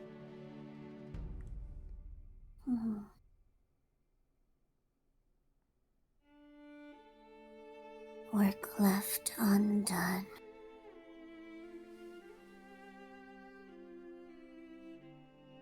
Exposed to the elements. Washed away.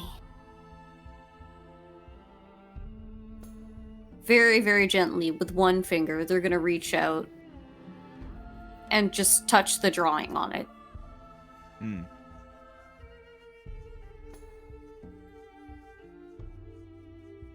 From where your finger touches down on it, you can feel the soul inside this object, and there is one. This is unmistakably a reforged object.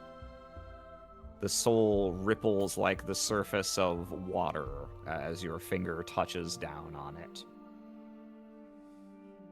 And you feel whatever presence is in here begin to stir, as if you had poked a sleeping person.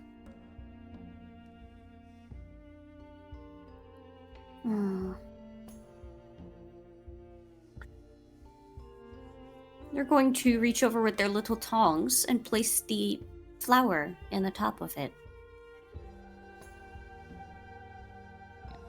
Take the lid off and place the flower down and in. And after a moment, you hear, echoing around your head, Huh? What? What do you think you're doing? Aww. Do I look like a vase? We do not know what you look like, but you are the same colors. Superficially, maybe. I suppose... Wait, who are you? Where am I? You're not the one from before. Who are you? You feel the presence squint.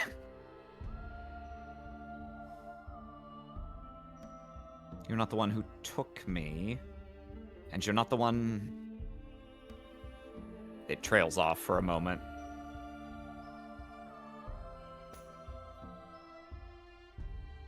What day is it? What year? Where are the rings? Being chased by a mail carrier. Is that a riddle? It is a joke, we believe. We are not good at them, however. Your It words, not has mine. Been. What is the time? What is the day?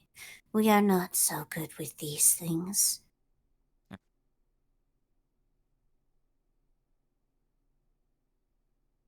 Well, when did you receive us from whoever had us last? Did they give us to you? Did you find us? We are still in You- Skan, aren't we? Yes, you were given as a sign of understanding. Unloaded. I see. I see.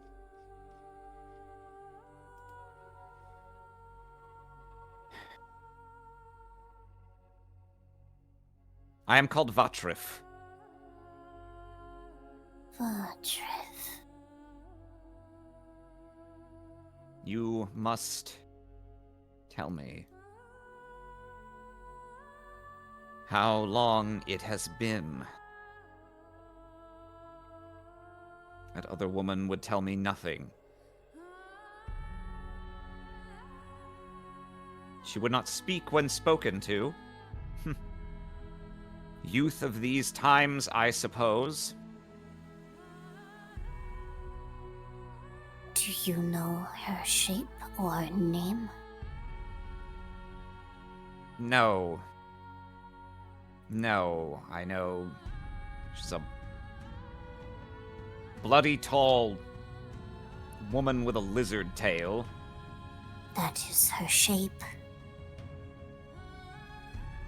It is not your fault. We understand she is of few words. Oh, I know it's not of my fault. Oh. We spoke with her yesterday. That is how long it has been. You get a sense of relief streaming out. That's something. I'd much rather pass a day unaware than a decade. Has that happened to you? What shape was your scan? A decade? No. It was 60 years, in fact.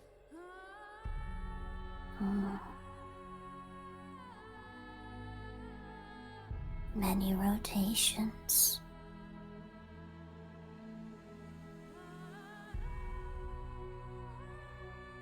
You have an odd way of speaking. I can't see you, but something about you. Are you twice born? Yes and no. We are twice born and newly thrice born. Nonsense, no one can be thrice born. It's not a competition, you don't have to one-up everyone else. Internally tell that to Peregrine. But very well. Do you know of a twice-born named Kemma? Kemma.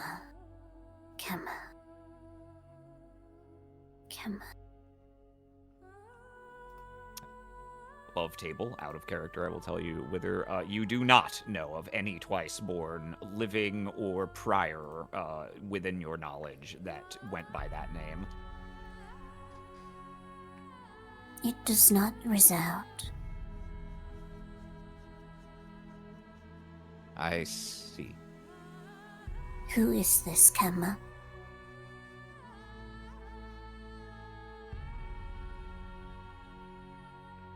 She was a very important person to me. I need to find her.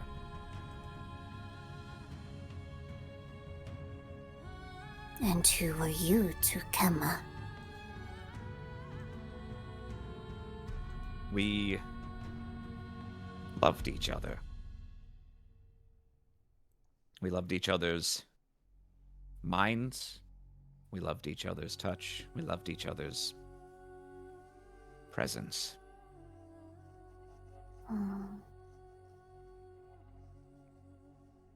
We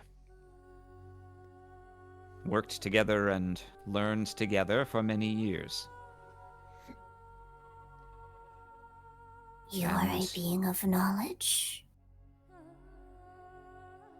There's a little, like, preening of feathers feeling. I would deign to say I was.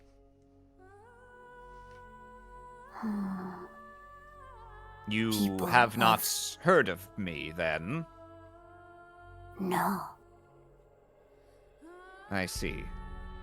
Well, with the time that's passed, I suppose that's... It sort of trails off and gets silent and a bit pensive for a moment. It's of no moment. I was a noted scholar of mineral compounds, alchemy, that sort of thing. As was Kemma. More of her domain of knowledge was more in the uses of plants and fungi for such things. We made quite a pair.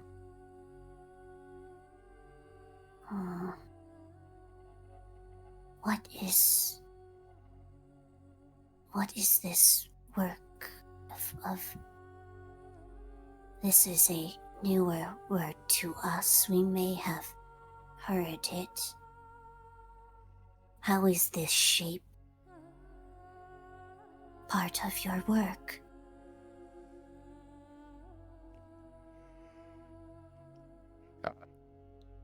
I want to, out of character, reversing a second. Did you ask, like, what is love? No. The like alchemy. What is love? Okay. I Alchemy. thought I heard the word love somewhere in there, and I was trying to piece it together. No. What is this word, alchemy? Yeah. I see.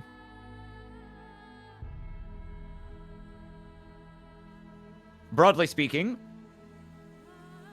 it's about taking naturally occurring substances, combining them into the right equipment, under the right conditions, with the right tools, to create useful things. Medicines, poisons, materials for building or destroying, healing. Moving things. If you prefer.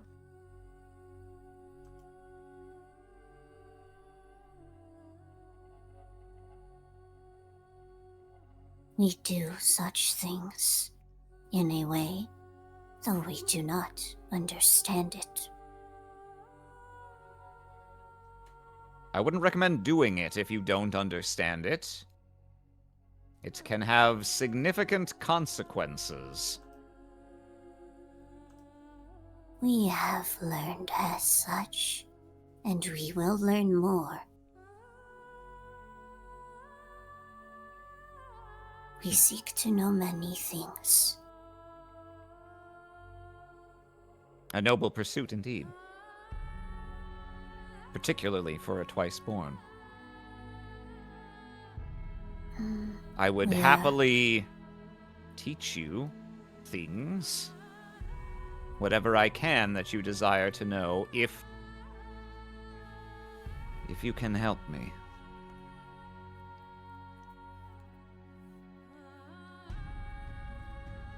Is it your greatest desire? It's my only desire now. We can make no promises, but we can move your desire along.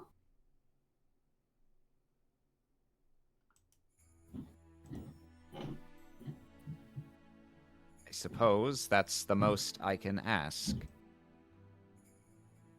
What house are you of? We have been told this is important to know.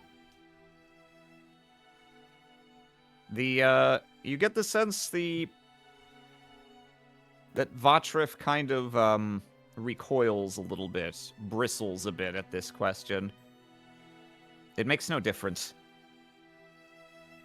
It's certainly not now, after all these years. That is not how I chose to pursue the idea of a legacy.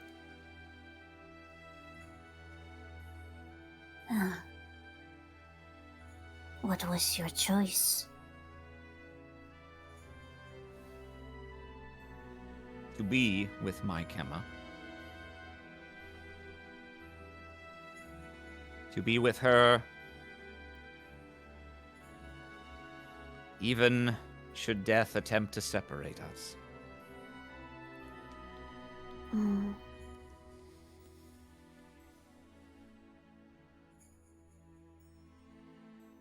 If we find her,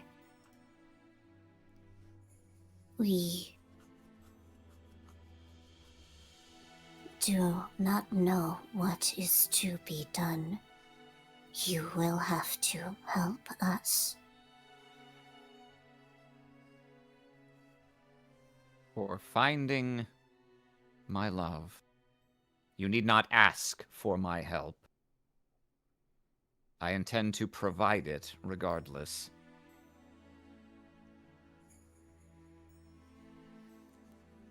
What was her shape?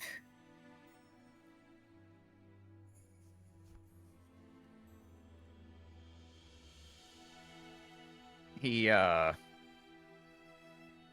a hitch in the voice that's been speaking to you. And instead, you get a taste of memory. The shape is vague in the moments that it's sort of visible at all. Tall and thin, long brown hair, then short, tied back. In the form just like the object in front of you, sort of obscured, wrapped in cloths inside of memory. Cloths that are steeped in a rich perfume of love that hasn't faded with the years.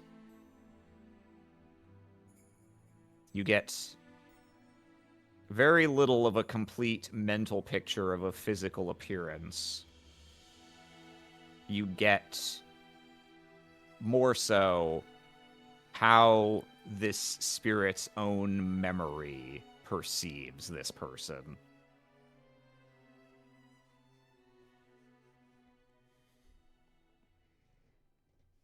Oh, that is.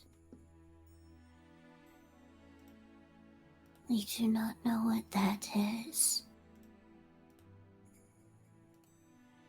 She was born again. This I know. I felt her. After I don't know how many years, I felt her. Just for a moment. Just for an instant. But she lives again. Just as we knew.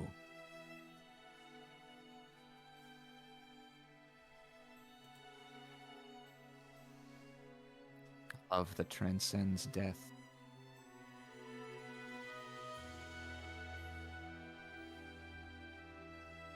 She is out there and I will find her. And you will help me. And I will help you. Oh. You are heavy and you carry something heavier.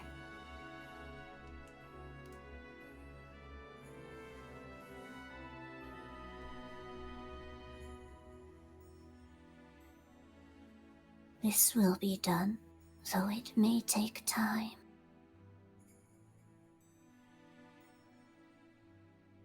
I will tell you everything I know. For however much it may help you.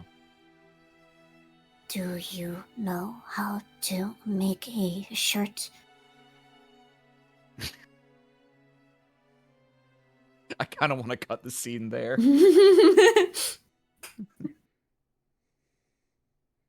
Do you know how to make a shirt? Laugh track. I was a sick-ass tailor back in my day.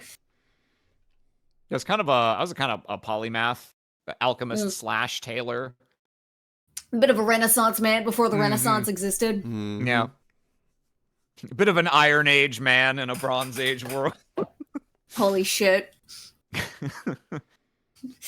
What a title. Bit of a sea people. Yeah, a bit of a sea person, singular. Oh boy, okay. And now, I think, we come to the moment. The fucking. The fucking, indeed. Let's see. What do I want to go with here? Well, let me get the map loading first of all. Yee. Get some music playing. Get some narrating. I heard that is marinating. I mean, yeah. About...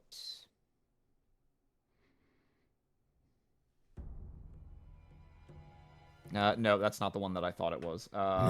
Shit. Do I have that in a different playlist? Is that under...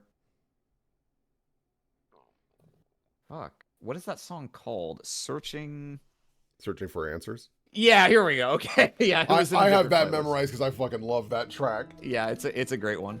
That's good. I probably use it too much, quite frankly, but it's outstanding. Thessia. Mm. So you're making your way to the college, yes? Yeah. Can you describe for us whether you've made any particular preparations as you head out to settle this hanging issue with Ninero? I obviously have the truth juice. And I think I've also stopped by my new breath mine and procured a little bit more breath just in case it will be needed. Mm-hmm. Bro, when you find the crystal meth caves. By truth juice, you are referring to the memory impacting drugs that you received from other via Aurkrys, or the opposite, from Aurkrys via other, technically. Yeah. Okay. And so that's in a little vial. What are you transporting this quantity of the breath in, and how much? I could do what I did last time and just have it be like in a little, very small, thin stone canister. That's probably the easiest method. And obviously I'm going to be hiding that on my person to the best of my ability. I don't need that being spotted. Okay. And we'll say you've just got those kind of like cinched at your waist. You head to the Lyceum, and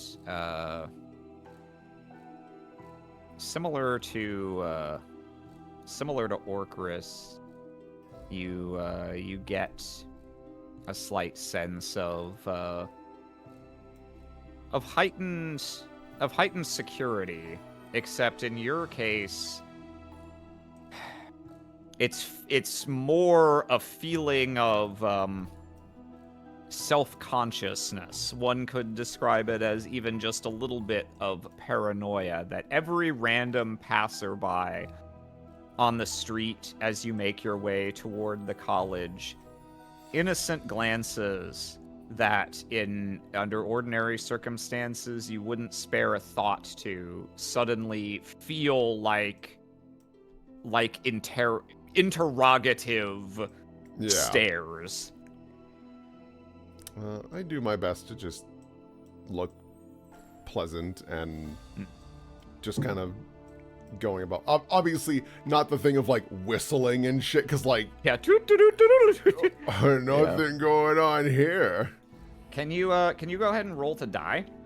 Oh, so we can see where your mood is at. Pretty bad, but I guess blue.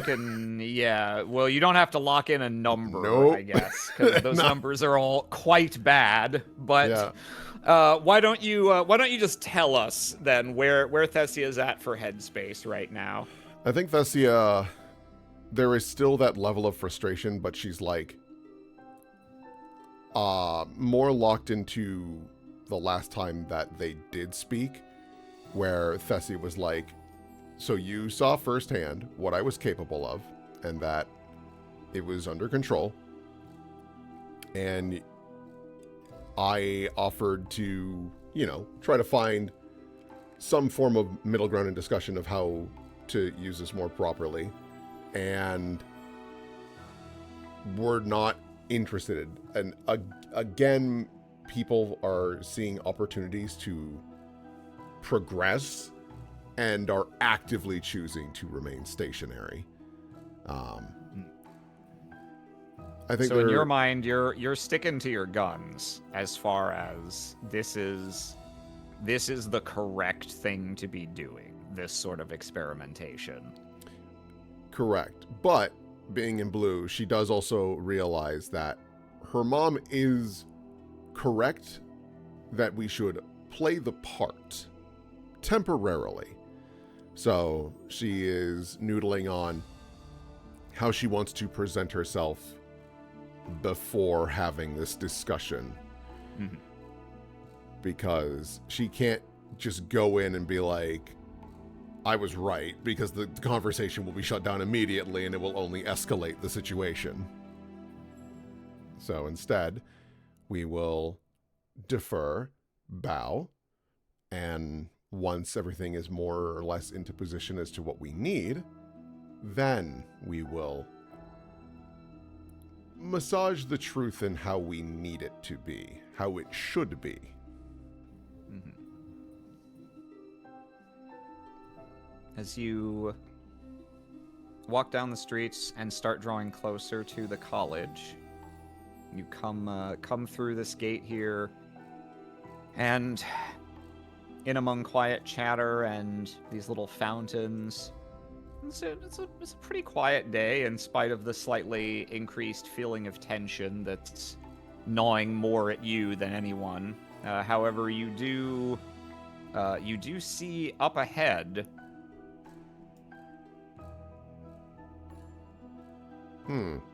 Mineral's sitting beside Mikrios on a bench. You can see not an exaggerated, but a little bit of like hand gesture going on that suggests they could perhaps be mid-conversation right now. Okay. Their backs are to me, I presume. Yes. Okay. They're both sitting facing away from the ledge and looking out more toward the buildings on this next tier up. And that's elevated enough. If I were to, like, stand here, it is not probable that they could spot me immediately. There's no reason to think so, no. If you pressed your back all the way up against it, they'd have to get pretty close to the edge and then look down to see you from where they currently are. Well, that feels like it could be risky either way, so I think the best course of action would be to put myself kind of at a little angle like this and kind of lean against it casually like I'm waiting for someone, so if they... And then I still have this as like a barrier as well. I mean, that's what all the NPCs on this map are doing. They're all just standing, theoretically waiting for someone or walking but never moving. Right. So you blend right in. They're doing they're doing that thing that characters do in very old RPGs where they just walk in place. Yeah. Assassin's Creed. Let's see. Thessia. Go ahead and let's see. So you didn't lock anything in, and that's fine. If you'd like to listen in, go ahead and give me a roll. We'll see how well it goes for you. Just a roll to do? Yep. And if you, well, you're not in a swing, and there's no reason for you to want to. Yeah, so just a wild here. Sure. Okay. Let's see. On a 14, we'll do this as an over-under, I think. Okay. So, you stand here and press your back into the arch, trying at once to sort of like do a little bit of a cool guy lean so that you look like nonchalant to any random passersby, but to be as far back into the wall as possible so that there is minimal chance of anyone seeing you from up there. I love how your pog is also like looking up to the side a little bit. So I mean, it kind of looks like you're going like, by design. By design. All hashtag all planned. Planned since Warcraft 3. Sorry to intrude on your privacy. Your privacy. Oh.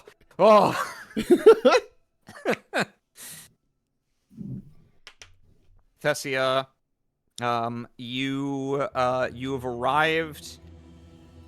You get into position, and yeah, you're well enough within earshot, even though they're not speaking that loud. Luck's not entirely with you, as it seems like they are wrapping up their conversation when you arrive.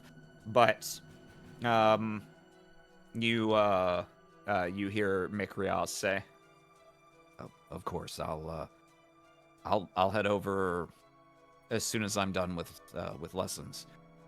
And it should be today. I think that's for the best. Just you needn't make it seem urgent. like an emergency, but time is a factor. This is a conversation that can't be put off. All right. How is she? All right? I certainly hope so. I hope so too now. Jeez. All right. Let me know if you need anything else. Of course, thank you, Mikrios. You may go. He stands up and, you hear him expel a breath like, oof. You know, on second thought, do you mind if I postpone the lesson? I can head over. If you want to head over now, by all means, we can make arrangements. All right. I think I ought to, considering everything that's happened. Of course.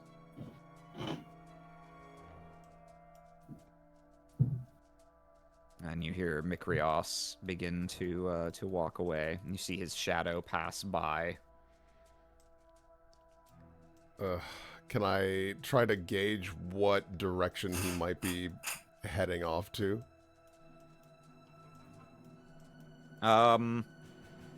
From the direction that he's walking, he is not walking to the college right now. He's walking either elsewhere in the Lyceum or toward the exit of the district. I feel like I have to know what that's all about.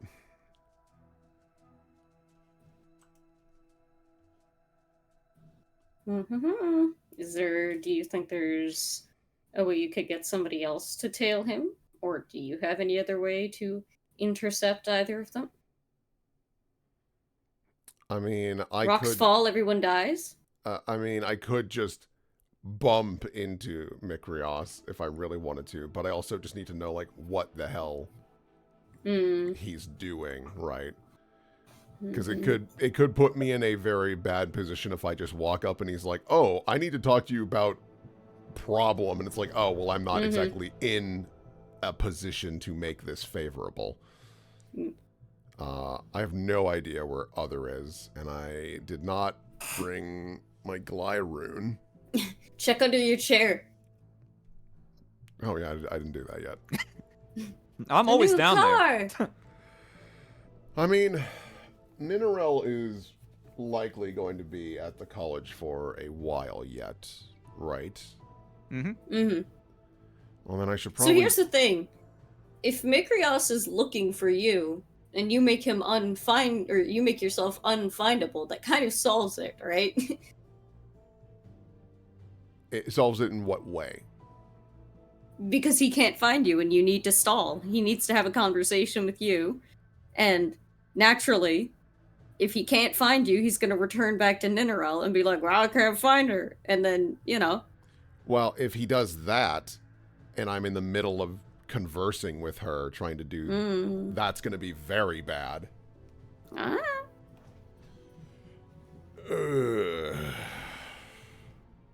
God, I wish the rolls had gone better.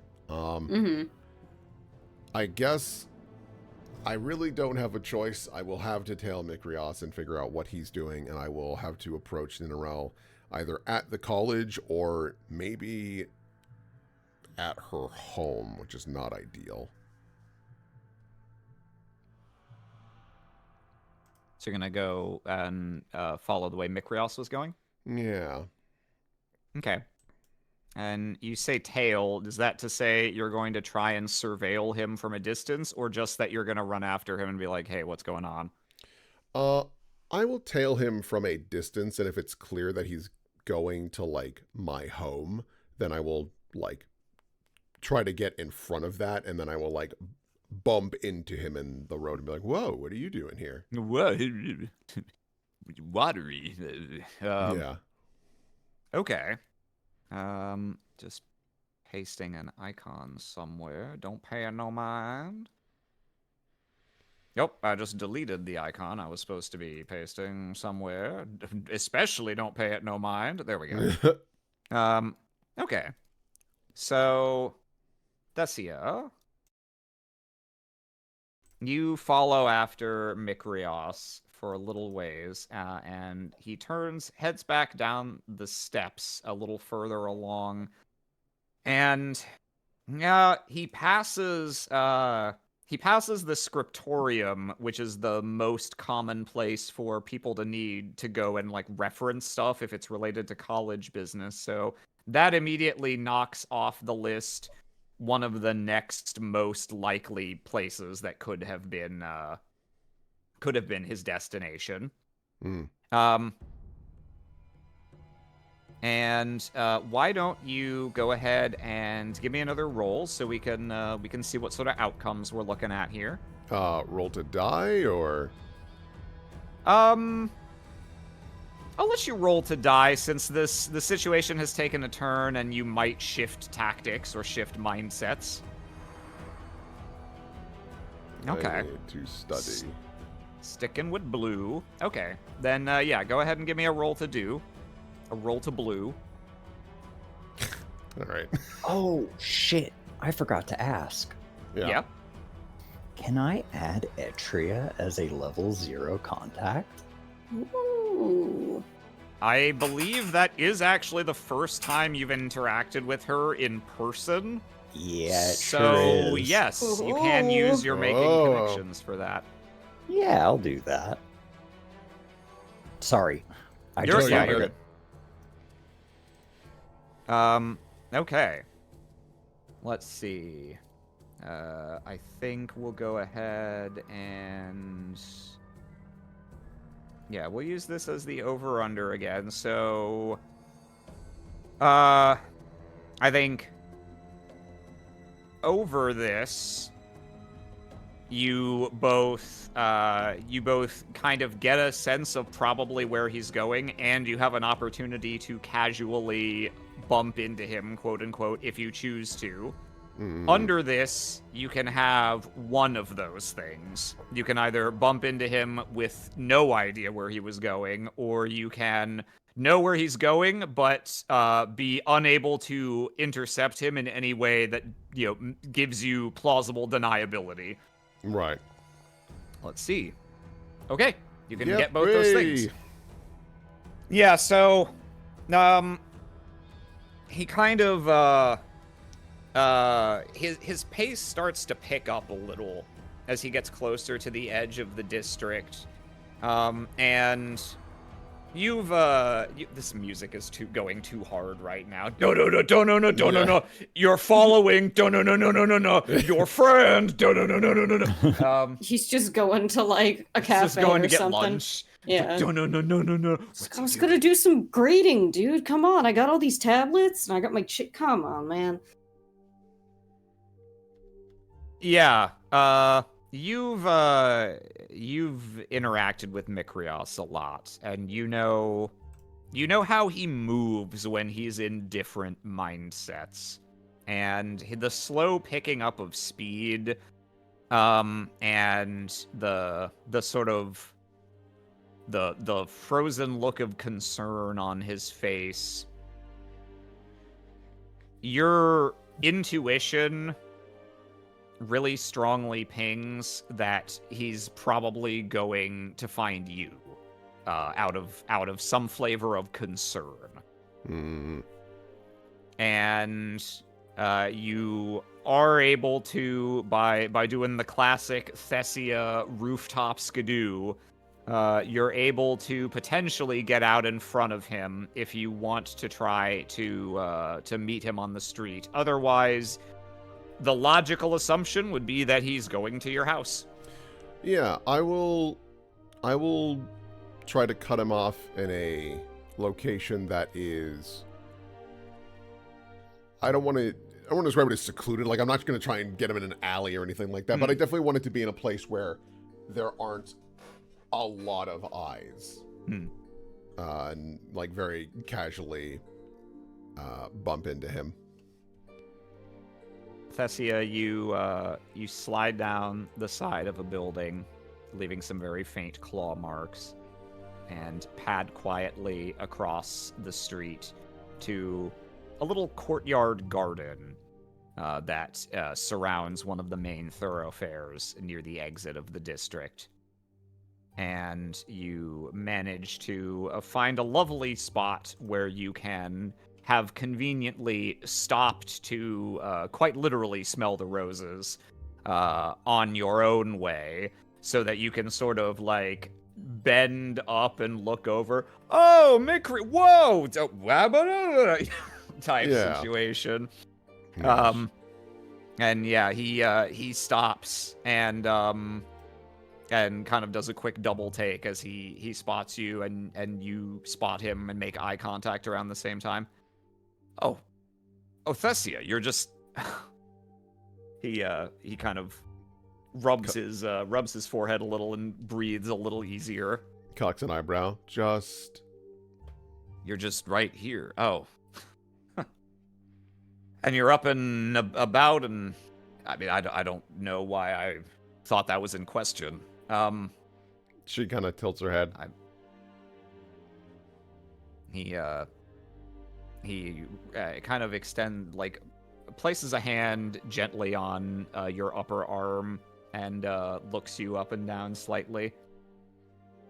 Are you all right? She, like, ponders that. Ups and downs, I suppose. Why? It's just... Well, I was on my way to check on you, actually. It's been a few days since you were in at the college, and I know you've had some of the craziest past couple weeks of your life, I'm sure. So, I don't want to get used to it, is what I'm saying. I don't want this to be the new normal. Oh, yeah. She kind of shakes her head. I'm sorry. I think it's just, with all the stress, I think it, like, fully hit me physically. Feel that. Yeah. I'm so sorry. He puts up a hand. It's no trouble on me. I think the High Shapers, she's worried about you. She was the one who sent me to check on you. Really? Actually, yeah. I mean, she was checking up on you pretty regularly through some of the recent, everything. When you were unconscious for a few days there, or... Yeah. Well, I'm glad you're up and about and you're okay. Were you, are you planning on coming in today? Thing was, Ninarel wanted to talk to you about something also. Oh. Yeah, I think it would be feasible. I was mostly on a walk just to kind of stretch my legs a bit and, try to get some fresh air. But, kind of like looks up at the sky. How late in the day is it? It's still like morning? I'd say it's around midday.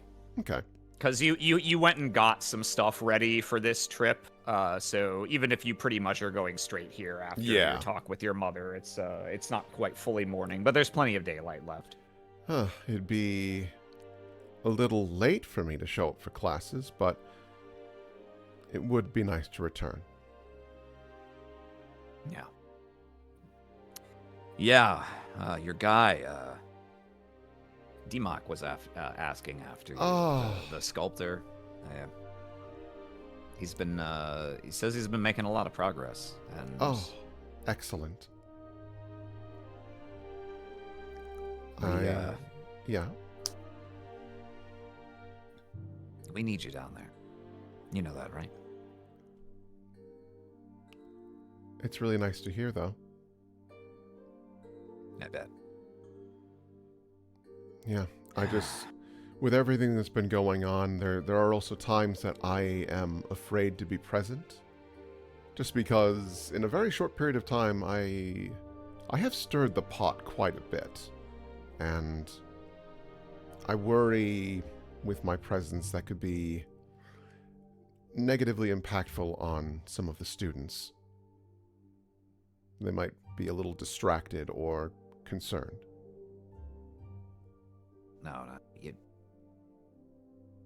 don't think you can let that stuff get to you. I mean, Try not to.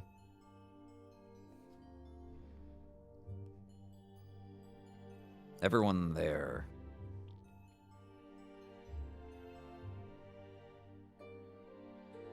You mean a lot to a lot of people there. Students especially, but, well, I don't know, you mean a lot to me. She gives a very small pat on his shoulder. You mean a lot to me too. Thank you for always being there, and I hope I can be more present for you. Appreciate you. Hey, between friends. He places a hand on your shoulder again. Is everything really okay? I don't know, just...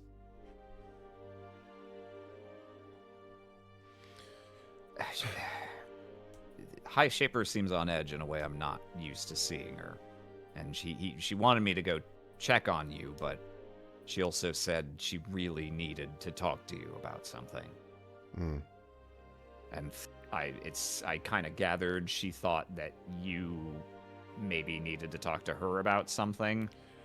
Yes, if anything, it's solidifying more of the process regarding the college unification. Because That makes sense. We sort of got the ball rolling, and then I started to feel miserable just from, everything that's happened. Yeah. But I'm better now.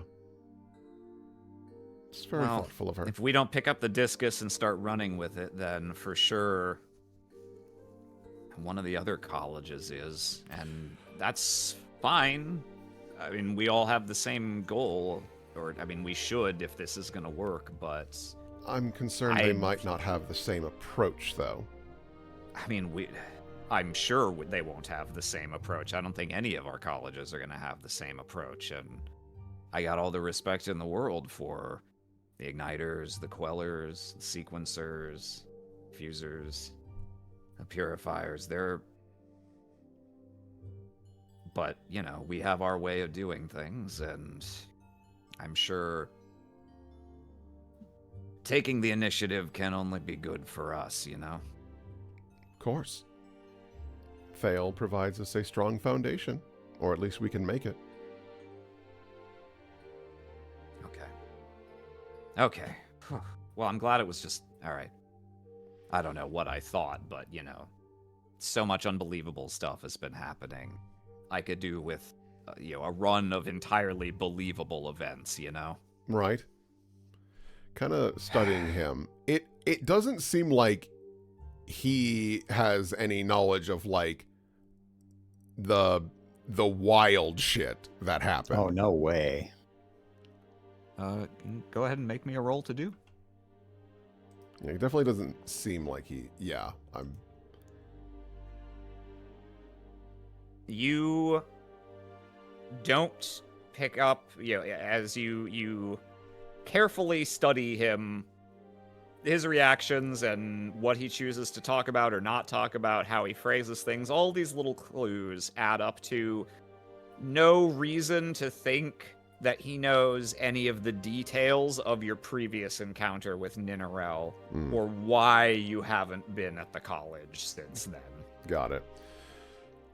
Well, I imagine with my absence as well, we've had to make other instructors do double time. I imagine Ninarel has been leading the charge on that. Yeah, when she can manage to wrangle any of the senior faculty who... You know how they feel about it. It's a chore to them. All off doing their own research. Well, that'll be remedied very soon. Under the unified college, you're thinking? I'm assuming that I'll be back in class. Oh, yeah. Well, that'll help for sure, but we gotta do something about that, right? Like, I don't mind splitting the burden of teaching with you, almost just the two of us, but it's not. I'm worried the students are only getting our perspectives, And they need more. Because I'm glad you see it that way. Well, I mean, it's even like with DMOC, right? Do you want to walk and talk while we go? You're heading to there now? Yes. Okay, yes. yeah, sure. I can head back with you. As they walk, she's just like, I mean, take DMOC, for example. I had to try multiple different methodologies to fully understand what would click for him. Now, not every educator is going to have that flexibility. I know that you do, because you are patient and kind. But there are some that are, while very capable and very good at what they do, they normally have a singular method. And some students don't quite connect with that. Not their fault, it's just different methodologies.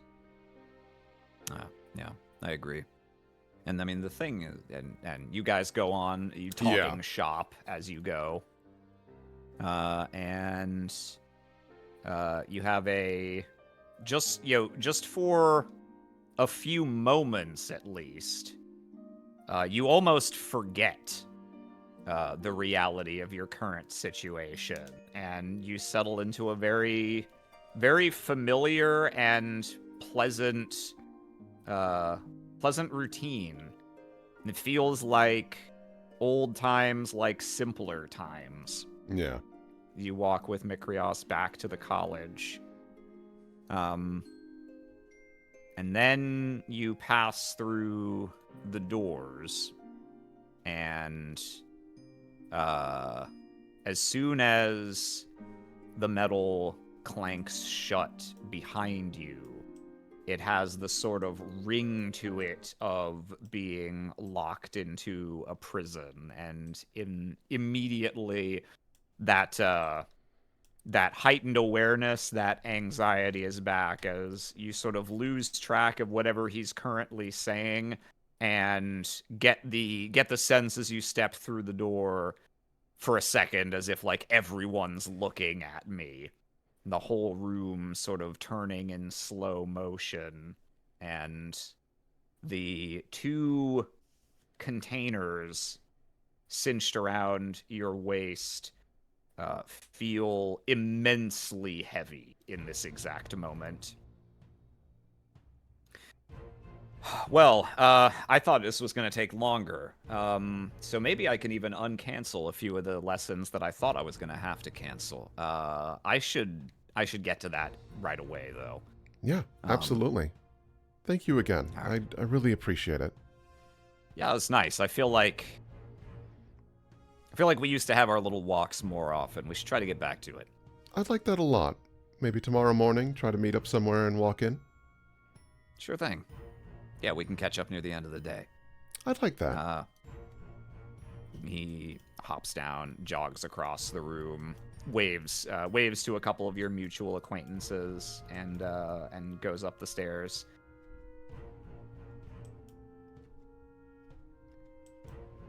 Yeah, Ninarel's office is, like, directly north, right?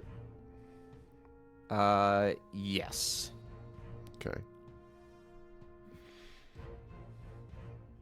And so you're going straight there? Yeah, I feel like that's probably the best course of action. Okay. Unless Let's it would see. be wiser to wait until near the end of the day as, like, faculty are leaving, I suppose. But if Mikrios wants to leave together...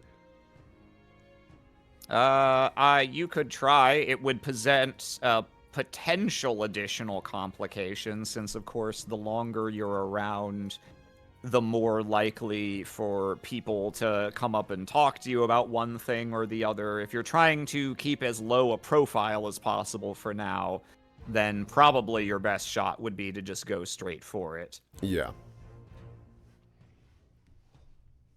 That being said, as you make your way toward the High Shaper's office, you are You are exactly once hailed by someone walking the other way. Ah, Thessia, not seen you in a dog's age. Oh, hello. I am so sorry about that. She does a deep bow. Say, what's a dog? You not familiar? She fully stands up again. I think stress finally hit me physically, and I was under the weather for a bit. So it's nice to be back. Your well-respected colleague Lytheres here gives you a polite nod. Well, it's lovely to have you back. I must say, I thought all the chaos was behind us, but you really have a talent for keeping things interesting. I certainly do my best, though.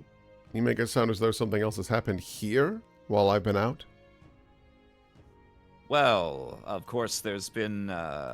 He kind of looks around, gives you like a little wink. There's been a little chatter about Ninarel and her office. What's going on there? You know? Tilts her head. Oh, you have been out, haven't you? Some kind of renovations, she says. I'm wondering if she went on a little bender in there or something, because she's not been taking any meetings in there for a few days.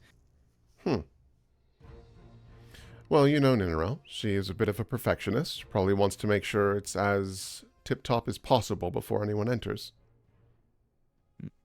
That does sound like our Ninarel. You get the sense, Thessia, that he is curiously looking to see if maybe you've heard anything that he hasn't already heard. I imagine you're playing dumb right now. It's probably the safest method for now. Yeah. Okay. Why don't you give me a quick roll to do?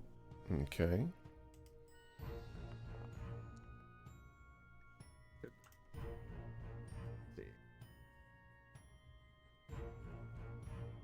If you beat this, then he knows that. Yeah. Okay. Yeah. He has. His eyes search yours for a moment, and then he simply shrugs. Well, let me know if you hear anything. If it really is renovations, then curious why so suddenly, why so dramatically, but excited to see the results. We've scarcely changed this old place in quite some time. She leans in. You have to assume, what with the unification lined up, I'm sure she's excited to take the first step in making modifications to adjust to the change. If we are to have a place to welcome our guests. A place to welcome our guests and to present the full capabilities of Thale. If we are to prove the value of our rune to the rest of the colleges and inspire leadership, what better way than with the mastery of our rune? A true demonstration. So, I imagine that is why she has been very hesitant to let anyone else in. Well, that makes enough sense, I suppose. Just between you and me. Of course. He kind of folds his hands, leans in a little. This whole unification project you proposed.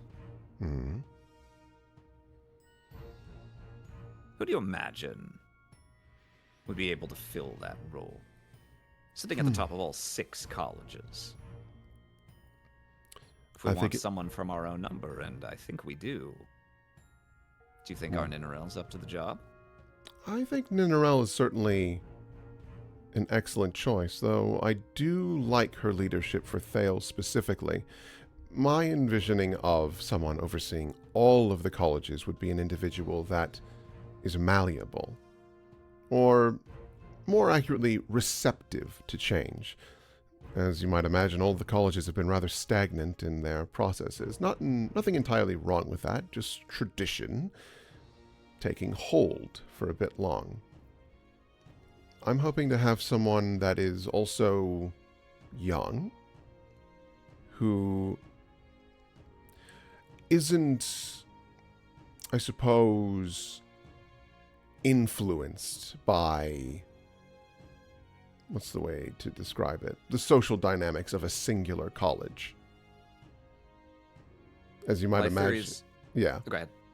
She just says, as you imagine, all of the colleges do function a very particular way. They all have their way of presenting themselves. We need someone that is able to coordinate with all of these without trying to push ideals on them too heavily, if that makes sense. Be receptive. Lythires reaches into his robes and produces a long, thin piece of hard stone, a file that he takes and begins very slowly and carefully smoothing out, manicuring the ends of his solid silver fingers. Well, I happen to agree. There's been perhaps too little change around here for our own good lately. You know, there was an awful lot more turnover back in your grandfather's day. I imagine Of course, so. that was, that's heavily stemmed from the number of Shapers being forced out or resigning. He didn't exactly have a light touch, your old man's old man. No. But it did afford an awful lot of opportunity for those who excel in such a dynamic environment. He smiles. You know full well, Lythires made it to senior faculty during that time because the senior faculty was getting decimated. Right. He basically was like, I'll let them go first, and then walked over the bodies. Is he not Arete's father? Tiominos is Arate's father, yes. But it's still like family. Still like dad. and No, mom. it was just because he said old man's old man. Yeah. That's a. You can chalk that up as a imprecise use of language / slip of the tongue on my Aram's part. There's no secret meaning there. Yeah, he kind of examines the tips of his nails and gives them a few more slides of the stone across them. If we ever went through another such period, well, of course, I hope that our dear Ninarel will be with us as High Shaper for many, many years to come. But of course, it's gotten. I agree. Stagnant is the right word. Near the top reaches, and maybe. Should we form this unified institution you envisage, if some of our number are destined for spots there on some sort of oversight role, other openings would be left behind. You know, of course. He places a hand on your shoulder that has none of the genuine warmth and familiarity of Mikrios's hand. Cold silver against your skin. Of course, you know that the last time it came up for a vote, I was all behind you being made part of the senior staff, and outvoted, of course. Is that true? Go ahead and make a roll to do if you'd like to peer beneath the surface. His beard falls off if he lies. Wish I could have saved that for dealing with Ninarel, but Aw. still useful here. Let's see. On a 20. On a 20. Gosh. I feel like a 20 implies implies that you know more about those deliberations than I, the GM, would have necessarily assumed. So, Ooh. for whatever reason, probably because your grandfather still has eyes and ears everywhere, and in ways surpassing normal understanding, you've come to Yeah. realize. Probably because of that, and or because he would have wanted you very keenly plugged in, because he's still so plugged into the politics around here. I think you actually know pretty much exactly how the last round of deliberations went, and what Lytheris has told you is not 100% a lie, but is a very loose and generous interpretation of the facts. It would be more accurate to say there wasn't like a clear majority behind a singular person they wanted to add in the one vacant spot among the senior faculty. And he would have been open to it being you, but he was in no way going to risk any social capital going to bat for you if it was not clearly already going to be you. And so when the wind started blowing another direction, he just went along with other people's decisions. And I imagine you were very steadfast in that vote. Oh, you know me. I care a lot about my friends. I do know you. And I'm so glad that you're here. I'll definitely keep it in mind when negotiations begin. Always keep one eye above you. That's the direction you want to keep moving. Of course. Always looking forward. Yeah, especially, I dare say, it can't be easy being at home with Master Tiaminos. I'm sure he wants it more than anyone. He's definitely interested in the idea. But, of course, we need to lay the groundwork first before we can start deciding who gets what chair. We need to even figure out how many chairs there are going to be. Too true, too true. Can't have too many. If everyone's at the top, then no one is. And you certainly can't have too few. Very wise of you. Wise beyond your years, my dear. Well, I'm going to be about it then. I've got more research I need to finish up before the end of the day. Got a new thesis to begin. I hope you'll be available as a peer reviewer when I'm nearing that stage. I would be honored. I'd love to get your name on there. Very well. I'd best be about it. Good luck to you, Thessia.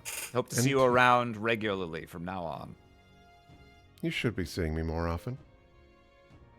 As he walks away, she's like really putting the lie in my theories. Laugh track. Oh! That guy. Doesn't mess around. That guy doesn't mess around. Unless it's with the truth. The truth. The truth. All right, on to Ninarel's office. Mm-hmm. All right. As you near the end of the hallway, clink, clink.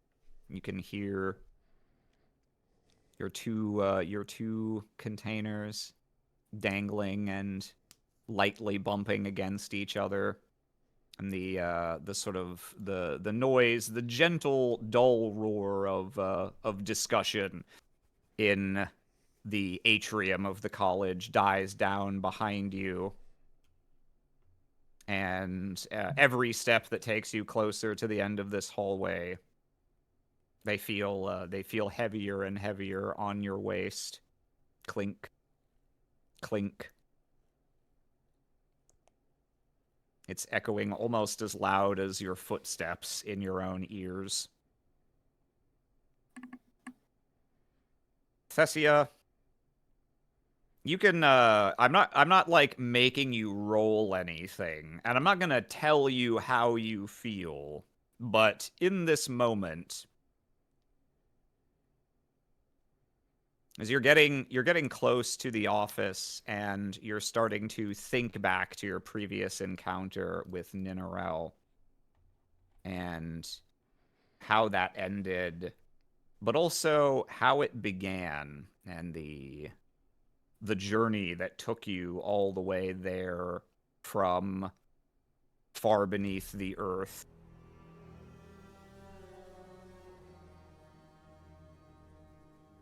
Your mouth feels a little dry, and your fingers just a little twitchy, especially as they hover at your waist there.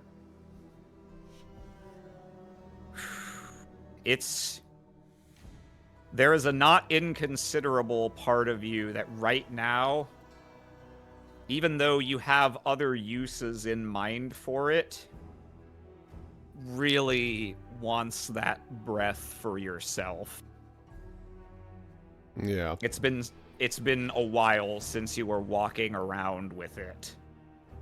It's been a long time since it was right at hand. Well, the nice thing is I have a full mine of it, so should I need more, it is easily procurable.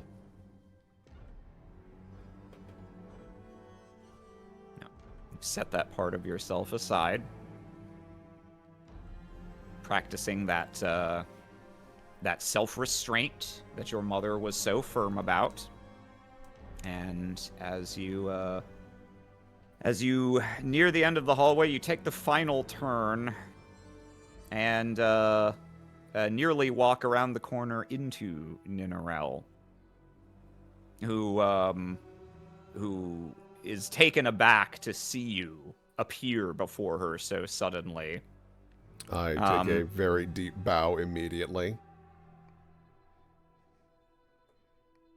Her expression is stony and pinched. She is holding her face in a perfect neutral expression once the surprise around the eyes fades away. Her hair is a little bit more out of place than usual around the headpiece that she wears. She takes a deep breath and returns your bow. Thessia. Master Ninarel? You came. I did. I apologize for the delay. That was unprofessional. But I needed to do a lot of... She raises a finger. Just a moment. I've been having my most significant conversations outside the college for a moment. I haven't felt entirely comfortable inviting people back into my office. You can see behind her, the doorway to her office has the customary flap of cloth drawn over it, but behind it you can see actually just wall has been shaped over where the entrance was. However, in the circumstances, I suppose you are the one person I can invite in. So, why don't we discuss things in here? Of course. And I'll follow along. Plunk a token down here. She approaches the wall and draws the curtain aside. And you see she presses her hand to the wall and traces the rune of Thale on it in several motions. And upon completing it, shuts her eyes, slowly slides her hand to the side, and the wall peels away behind it, the stone sliding into stone and uncovering the entrance. And she motions for you to follow. And as soon as you... Oh, go ahead.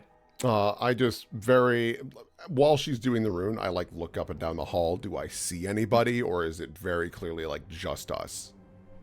No, it's just you. You've rounded this last corner, and there's no one else standing around here. Okay. Did you want to do something immediately, or are you going to follow her into the office? I guess my main thought is, when it comes to the juice, does it work immediately? Is it like it needs to be taken and then it like builds over time, or? It takes effect not immediately, but fairly quickly. Okay. It's a mounting effect. And I assume she has refreshments in her office. She typically would. She would typically at least have a jug of water handy. I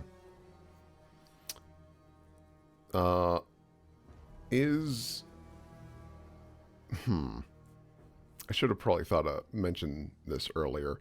It probably would have been wise for me to bring like an apology bottle of wine or something of the sort, and then put the serum in that and like pour 2 drinks for us, and I would just like not participate in the actual drinking. Yeah, that would be a solid play. Yeah. Let me think. Do I have any reason not to give that to you? I mean, you can say no, because like I'm only bringing it up now, and if she does have refreshments, then I will just like play ball with that. I mean, we're not quite in the moment yet. I think it's more fun to give that to you than to be a stickler about it. Yeah. So, yeah, okay. I mean, everything we've narrated so far still works. Just instead of just a vial of the drugs, you've got, I assume, like, it could be a glass bottle. More typically, you would bring wine in a larger amphora. So right. The only thing that's, like, slightly questionable is the transportation size, but, like, you could have brought a small amount, I suppose. Yeah, I mean, Thessia wants to have a smaller size anyways. That way, more of the wine gets diluted with the serum anyways. You've got to dilute before you can delude. It was there all along. My God. All right. So for now, you do follow her into the office. Mm-hmm. Okay. That's way too immediately scary. Yeah. You pull back the shower curtain and a man stabs you to death. It's fair enough. Lol. And I assume she'll like see. raise the wall again, like once we're Presumably. Yeah. Okay. We're gonna go with how about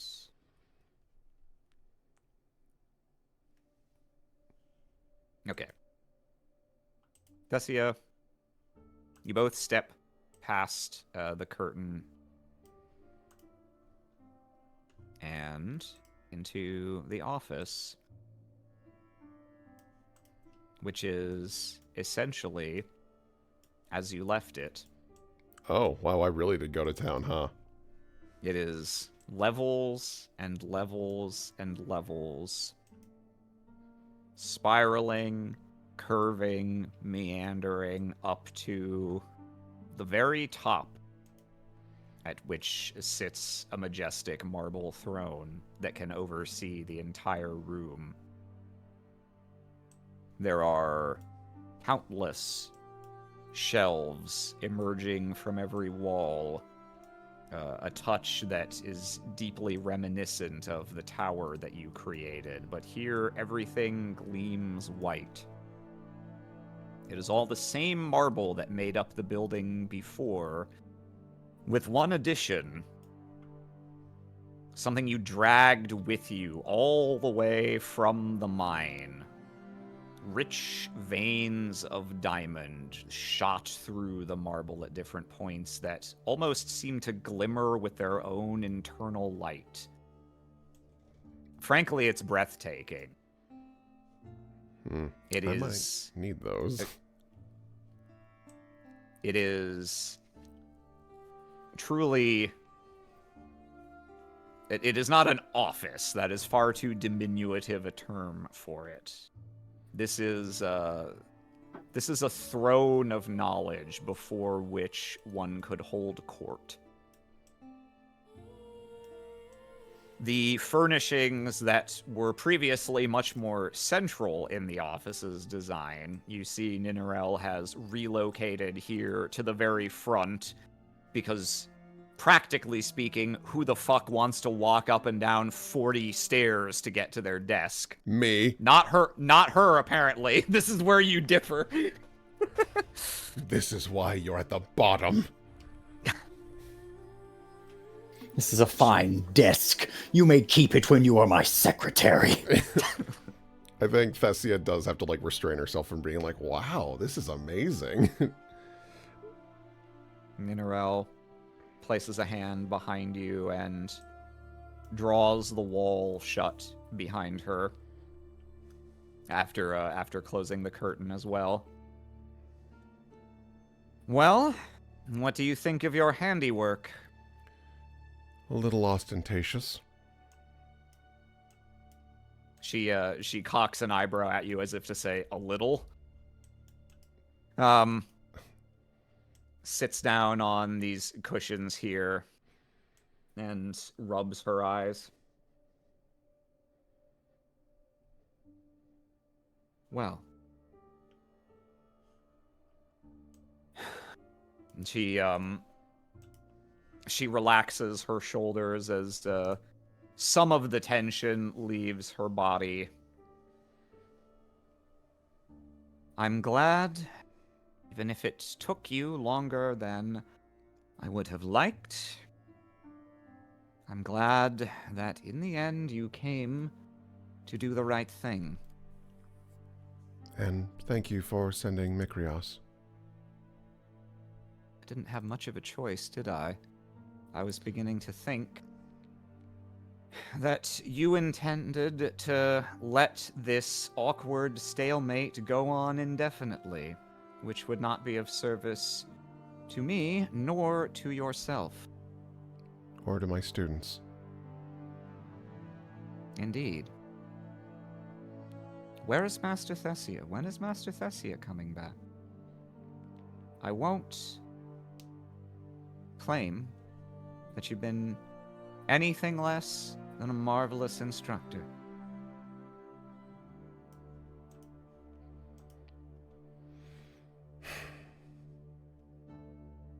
Well. How do you intend to break the news? Well. She sets the wine down. I suppose we would need to inform. I suppose the best course of action would be to do a gathering, I suppose.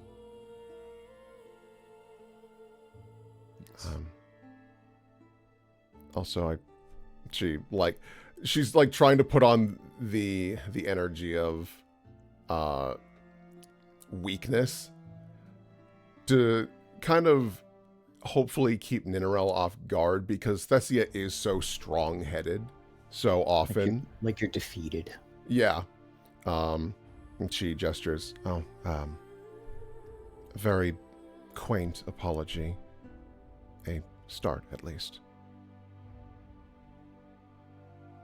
She, her eyes drift to the side to the wine.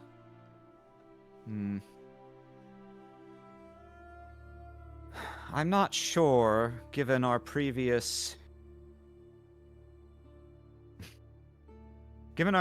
discussion and the discussions we're yet to have today, I'm not sure how wise it would be for either of us to partake right now.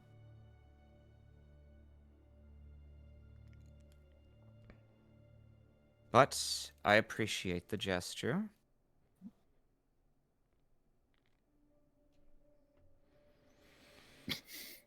Choke her and stuff it into her fucking mouth.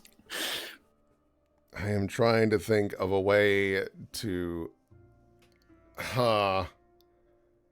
That's very unfortunate. No, it's okay. She... There's a reason I didn't use it earlier. Fair enough. She kind of looks over and kind of gives a very, like, trying to, again, to look very meek of, like, oh, I understand. Like, trying to almost get the pitiful of, like, fine, I'll have one or whatever. Oh, Thessia.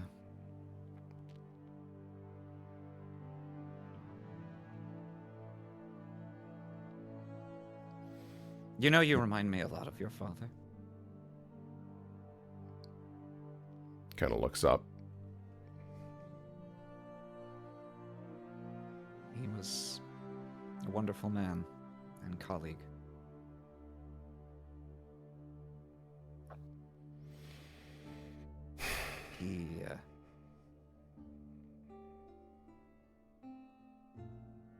He had a very...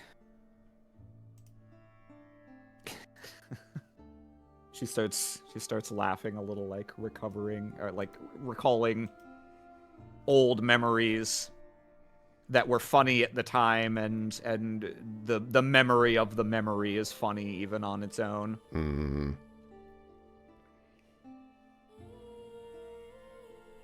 He...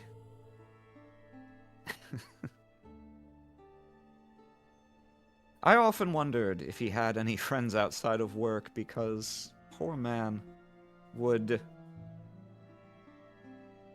Anytime he was in the faintest bit of trouble with your mother, he would ask us what to do about it. And I never quite understood why, because invariably he would end up getting her wine. Had such an imagination for the craft and such an utter lack of imagination for how to formulate an apology.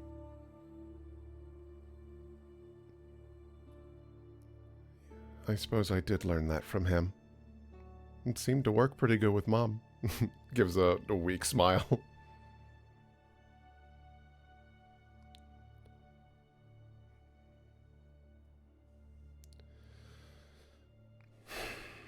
I really thought that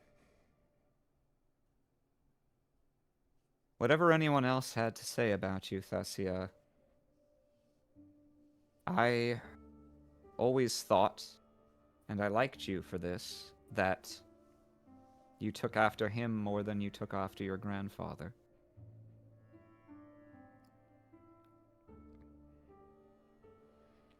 There's no denying that between the two of them, Teominos was by far the more powerful shaper. But my father was much more caring. Yes. He was.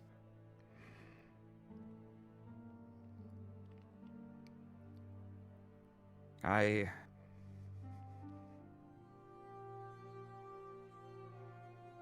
never expected or really sought this job, you know.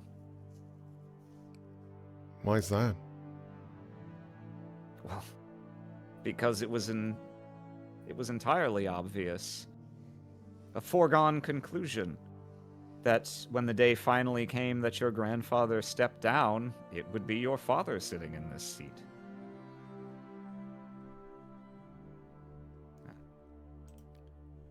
I don't know I how had much... other plans. I don't know how much my father would have liked that seat either, though. No, I don't think so. But I really can't imagine it having gone any other way. you were still with us. Usually the best people for the seat are the ones who don't want it. So they say. Shrugs. I don't know if it's true in my case.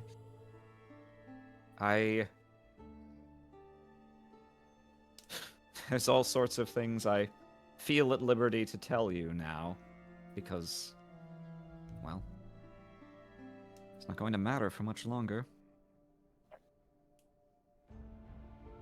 I really wanted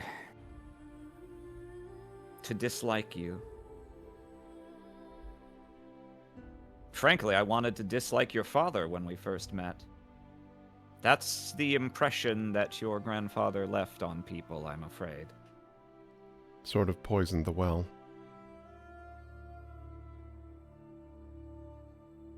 The College of Alteration. A wholly governed enterprise of the Baetalus household. And who could say otherwise? Because who could possibly equal your grandfather for skill? Who could possibly contest the notion that he and he alone deserved to sit in this seat for as long as he was able? And the day you showed up here,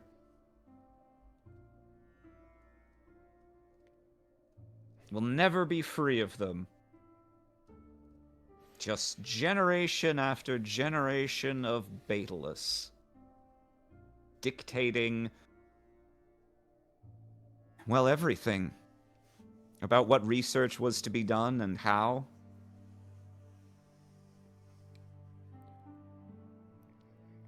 We do have a habit of altering more than stone.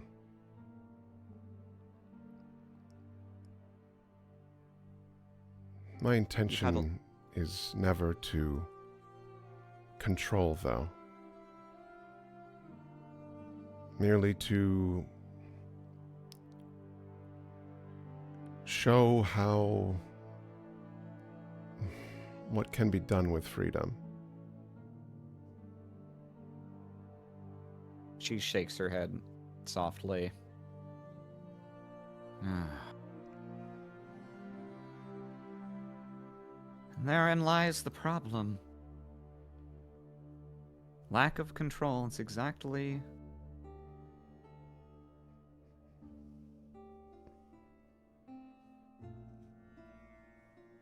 If anything, perhaps you're too little like your grandfather in that regard.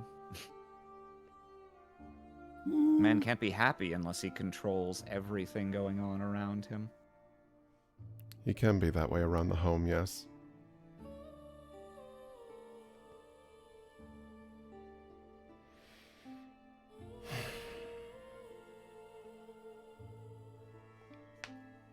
Have you given some thought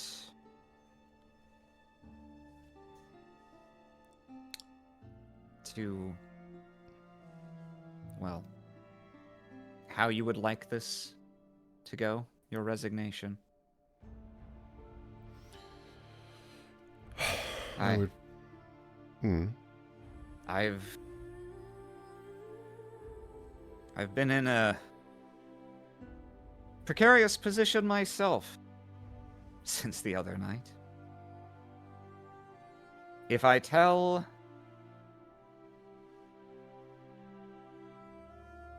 anyone in detail what took place, well, I'd be signing your death warrant.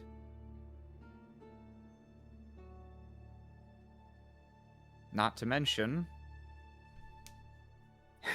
if I say that you weren't worth the trouble and I'm all right with doing that, well,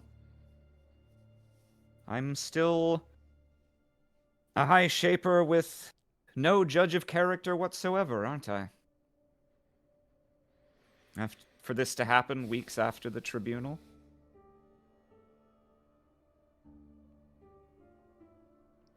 I want this to end well for both of us, Thessia. You, if I may offer a suggestion, you say that her eyes begin to wander, and she does sort of almost without thinking, she does pick up the small container of wine and kind of begin pacing with it. You say, the immense physical toll of your recent misadventures, misfortunes, has been greater than you initially thought. Not to mention the emotional distress you must have experienced going through what you went through with your mother right there, having to pluck her from the jaws of death, and then everything that followed, the tribunal. You say that while you were initially only too eager to get back to work, you've had time to reflect on the role that your powers have had in the stress that's been inflicted on yourself and your family lately. You say that you've consulted with your colleagues and with me, which shockingly people would believe. And so you've come to a new decision. Well, I have Starting point, at least? She nods. I mean, I have already told Mikrios and Lytheris that it was indeed stress that had overtaken my body, which is partly true. It's part of the reason that I shamedly did not come sooner. She, tightens her fists. I hate how much I have disappointed you and this college after everything that you have all done for me.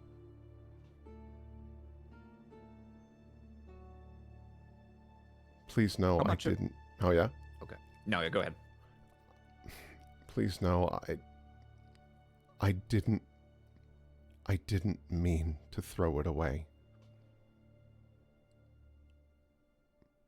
It was not my intention at all. I love this college and I love the people here.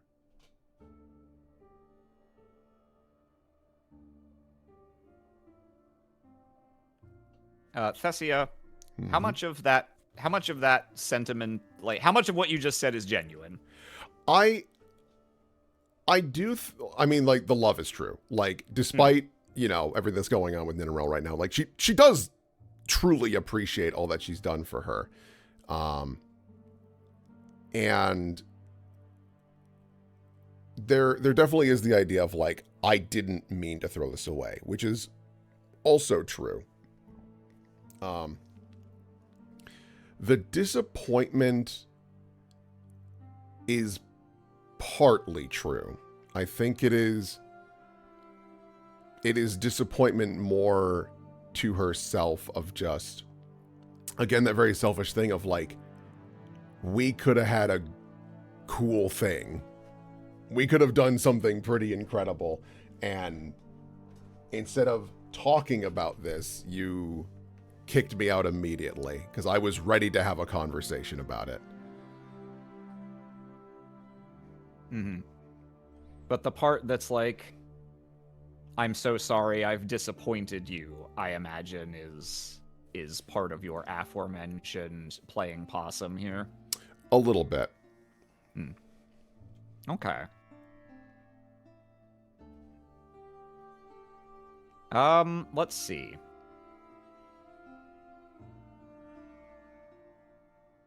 Here's what I think I will do. I'd like you to make me a roll to do. Okay.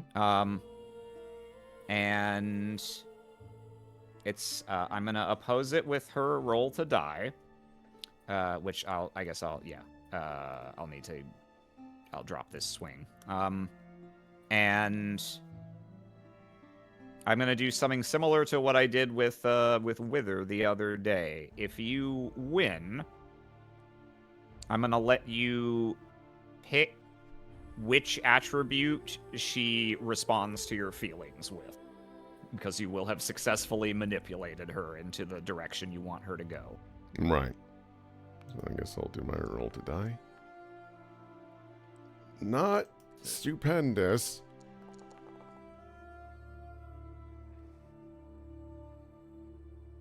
Let's see. I guess picking a color implies... I'll pick what the color that she would pick if she were choosing herself is blue here.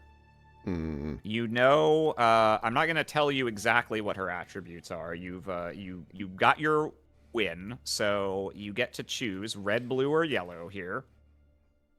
Her, you know, in general, she was red when talking about the resentment she had toward your grandfather and college politics that evolved out of his tenure as High Shaper. She's blue when she's dealing with diplomacy, administration, the parts of the job that she's good at. And her yellow is the part of her that's a teacher.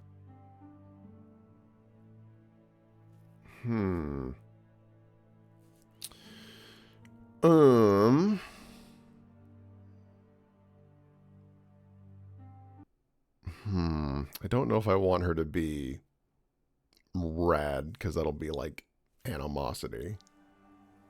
And that's not hyper useful. It might drive her to drink. That's true. If she's like getting frustrated.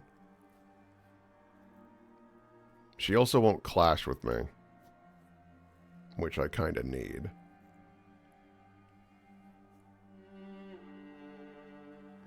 Yellow might put her in a more casual state, though, of making this a teaching moment. But you'll have that +2. I will... Hopefully I don't regret this. I will put her in yellow. Okay. Lock her into that yellow 7 that she there. Oh god, that's pretty good actually. Fuck, I should have given her red. I mean, you can change your mind if you know the values are right there, so there's no new information you're being right. given. Do you want to make her red instead? It might be wiser to make her red, just so that her numbers are weaker, because I need this shit to shake out for me. Okay.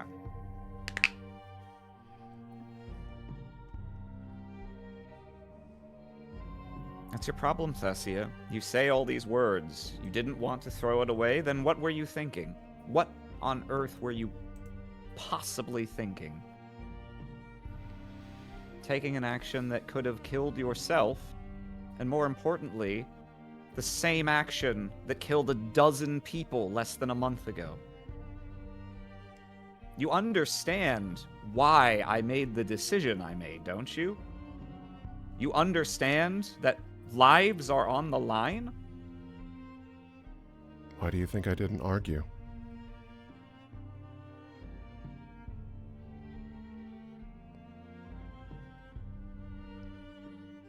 How could I?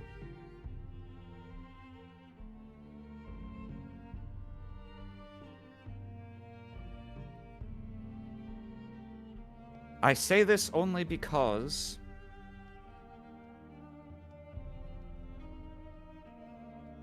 as you've come back, which is to be commended. I am skeptical of your contrition. You work enough with children. You know the difference between I'm sorry for what I did and I'm sorry that I got caught.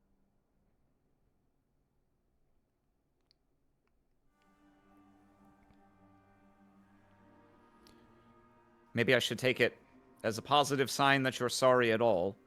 Certainly, Tiaminos was never sorry that he got caught for anything. So you've evolved a sense of shame, if nothing else. She picks up the wine again, begins pacing back and forth.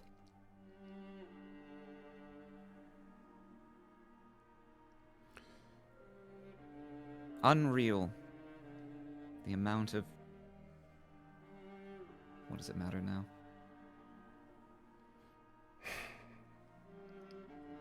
I know. I just know. You can go out there and put on your best smile and say... Tell the best lies you've ever told in your entire life. Resign with all the grace of a god. And still, there will be faculty coming to me as if this was my fault. Just like there was with your grandfather. There was not a soul who couldn't wait to see him out the door one final time when he finally resigned, and then they have the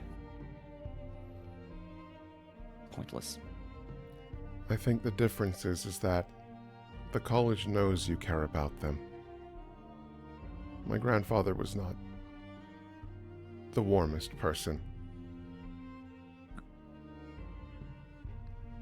He was goal-driven to a fault. Don't suppose he was any warmer at home than here? I've always wondered. Maybe it'll be my last chance to ask. He is very stern, demanding. Very rarely will he show you compassion or kindness.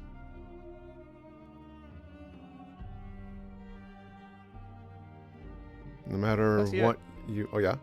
Go, yeah, finish your thought. She just goes, no matter what accomplishments you do have, it's never enough. She laughs mirthlessly. Thessia, make a roll to do. Sure. Please.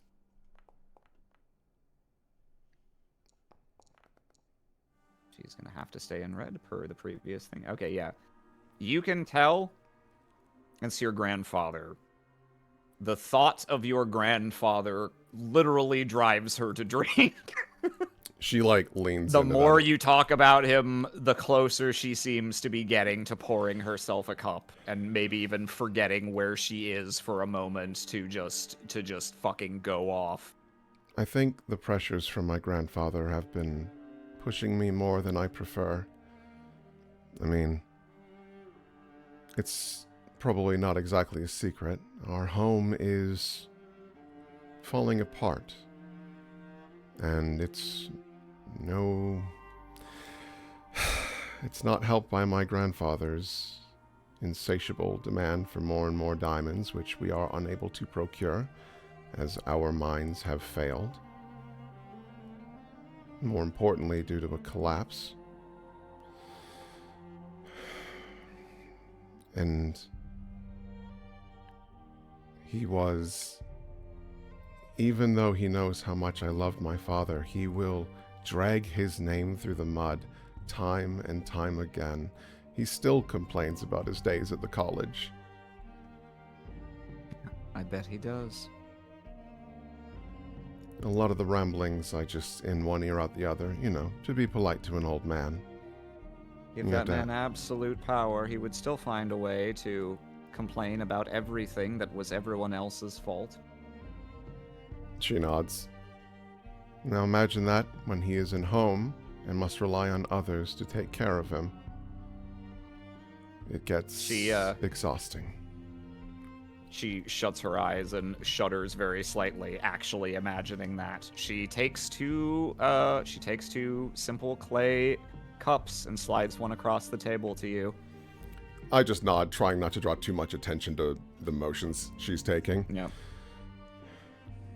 Fuck it. Starts pouring glass for you. She nods and will hold it in her hands, but still maintaining the, like, kind of sheepish energy as she just, like, keeps on rambling.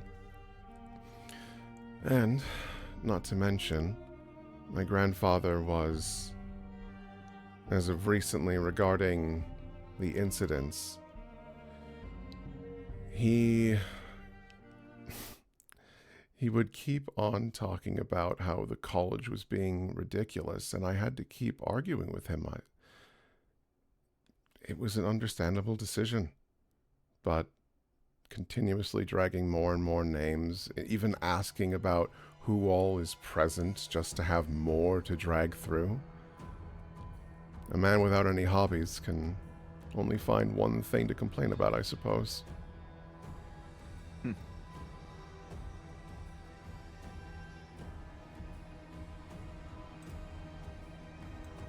I couldn't believe him when I saw him at the summit. That he was there at all, and she stopped. What had become of him? Physically, I mean. She stares down at her cup of wine. The times have been hard on him, but she looks up. A small comeuppance, I suppose.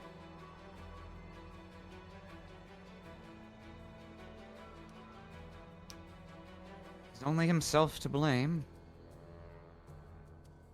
She takes a small sip. But of course, you know that's not who he blames. Of course he doesn't. Well, in fairness, he doesn't. Does he blame me? I imagine he must. Thessia kind of gives the like, well, your name does come up more often than I'd like. She shakes her head, not remotely surprised by this. If only he knew.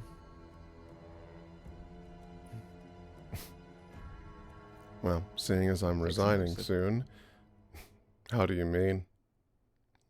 I have no love for my grandfather. I have to live with him daily.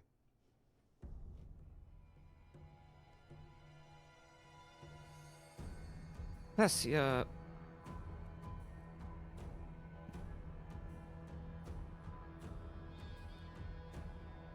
You are aware, or perhaps you aren't,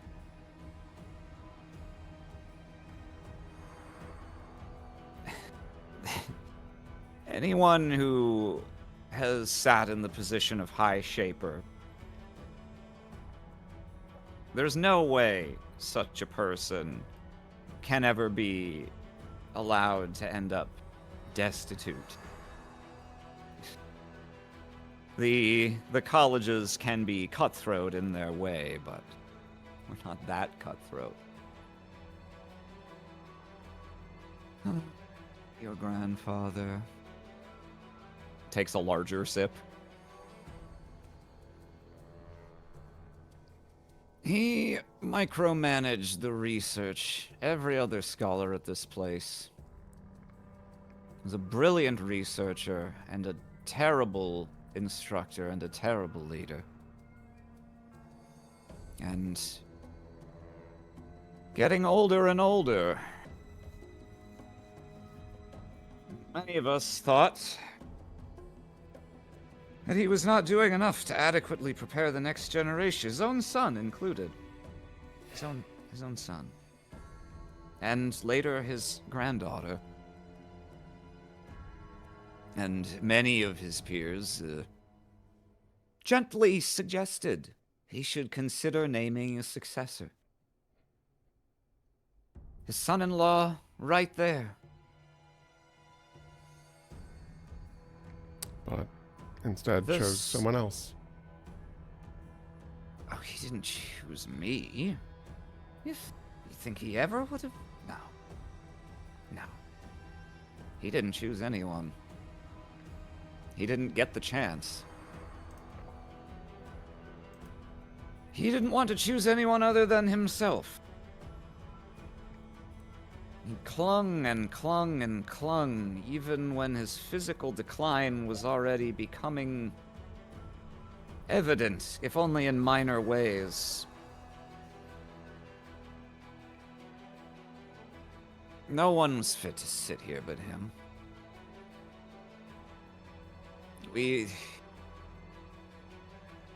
A compromise we proposed. Why not be reforged? Continue as an advisor to the college's next leader. If he was really so concerned about no one else being able to do the job without him telling them, he could have told them. She blinks a few times. I've thrown that pick in the trash. Yeah, I mean, that's what Thessia's immediate thought is. I imagine his concern was he had not made any allies or friends and would likely be put in a box to be left behind. As would have been their right if they thought that was the appropriate step, but in any case, he never would have been satisfied merely influencing decisions. An unacceptable step down from making them. The other senior members of the college finally had enough. Gave him an ultimatum. Retire with honors and public acclaim. Or be faced with the mass resignation of virtually every other shaper at the college. And freed from their institutional obligations, undoubtedly an awful lot of talk about him and exactly what they thought about him. Every other person had to work under him. Thessia, And he chose... Go ahead.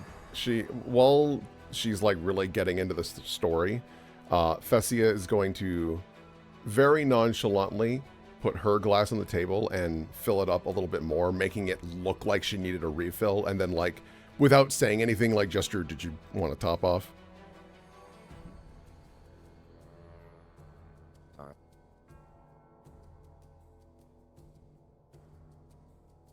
He chose to resign, as I'm sure you know.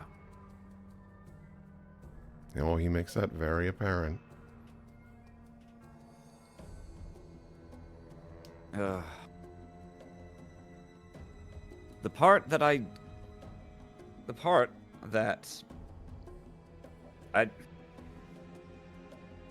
don't understand to this day. It's never sat right with me. What's that? Part.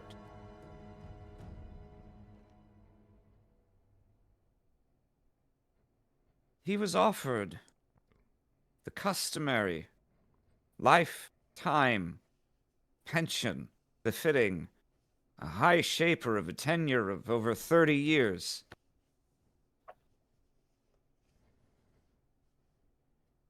Rest of his life. Long may he live. All the diamonds he could ever need to stave off the shattering until such time as his natural end inevitably came.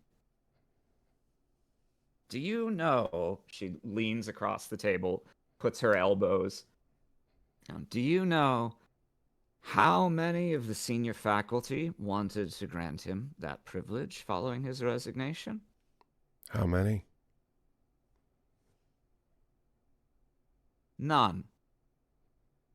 Not a soul. For all the trouble he had given them. For all the trouble he had given them. There was not a sympathetic ear left in the house. Your father was long dead.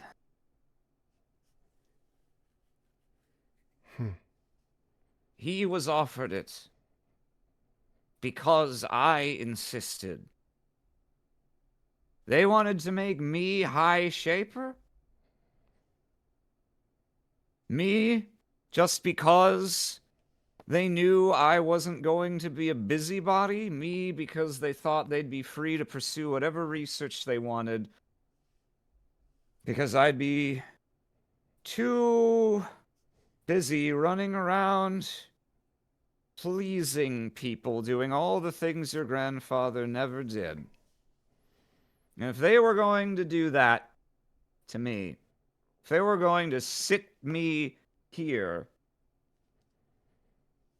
like a doll in a play, that was what I demanded. Because as much... Your grandfather was a real son of a bitch, Thessia. I'm aware. Your grandfather was a real son of a bitch, and as much as I hated that son of a bitch, he was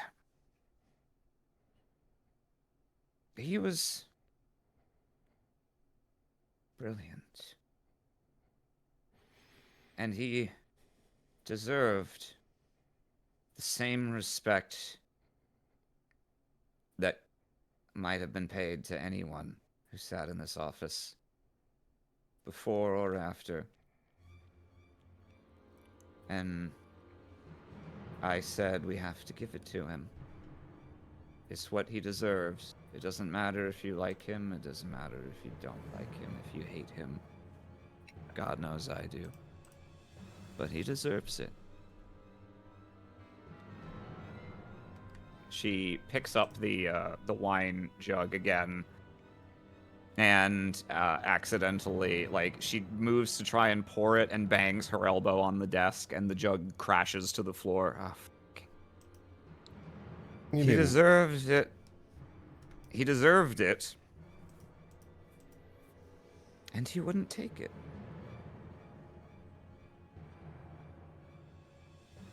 He didn't want anything from us. He didn't want us to have the satisfaction of helping him. And that's his decision. It's his personal decision for himself and his family. And I have watched your family waste away. I've watched him waste away. I had no idea how bad it had gotten, but it's for his pride, Thessia.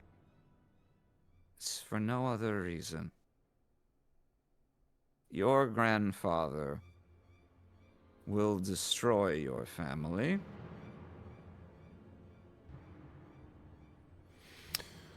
No matter what you do. It is definitely a concern that has crossed my mind more than once. Though, of course, with that pension, that was one of the reasons I had hoped to speak with you. She blinks several times. Why did you want to speak with me? Exactly. There were a few things. I think one of which was you were going to reinstate that pension to me as a small bribe for hiding this. And she gestures to the room. I mean, in the moment when I saw you, and the fact that you've even admitted that while you disliked the man, you did revere his intelligence, his capabilities. There's always going to be a little curiosity to pursue that further. No one's immune to that.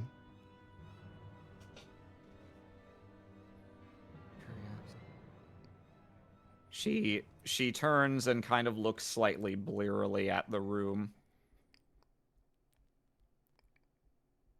Well, That was our argument. I had walked in on you doing this. You cast me out, needing time to think about what needed to be done. And I needed space as I was afraid of what you could do, what you would do. what? She looks again. I can't do all this. I'm High Shaper, I'm not Gaia. What are you talking about? We had We argued, yes.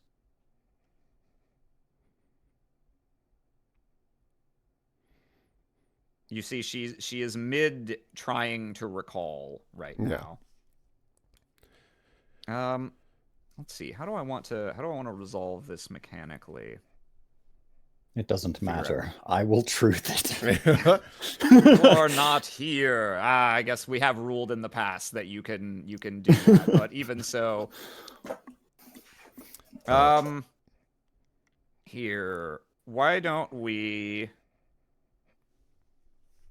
Let's see. I like what I like where you're going. I like where your head's at. It's a good strategy that you're pursuing here. Yeah, trying to just mirror the situation, because like there's no way I can change everything and be like, oh, I don't know what happened here.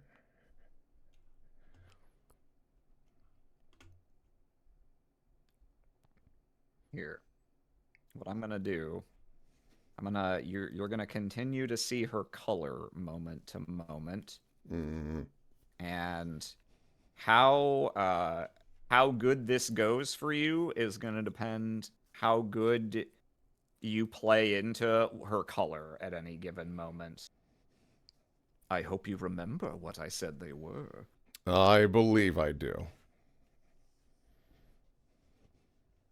You get I think we're now in a place where the correct music you know what? Just for you.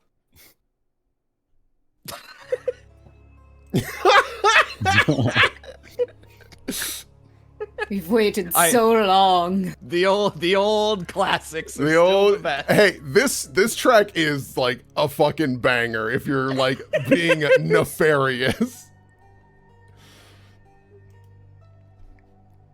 She turns back to you, and you can see her pupils are extremely dilated right now. What are you I can't this Ninarel. Whatever you think you saw, it couldn't have been what you claim. Ninarel. I respect you as a fellow educator, and someone who has taught me so much.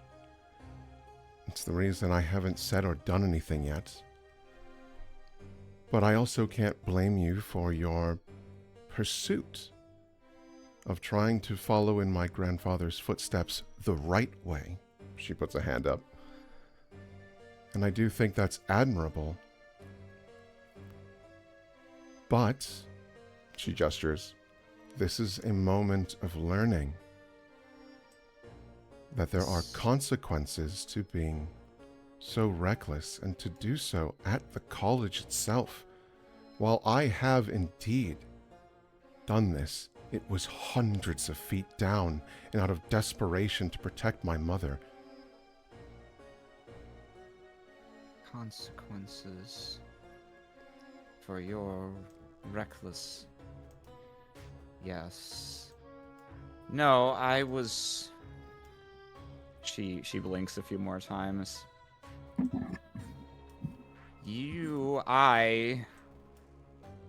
She comes up and kind of studies you very carefully as if she's trying to pick you out of a lineup.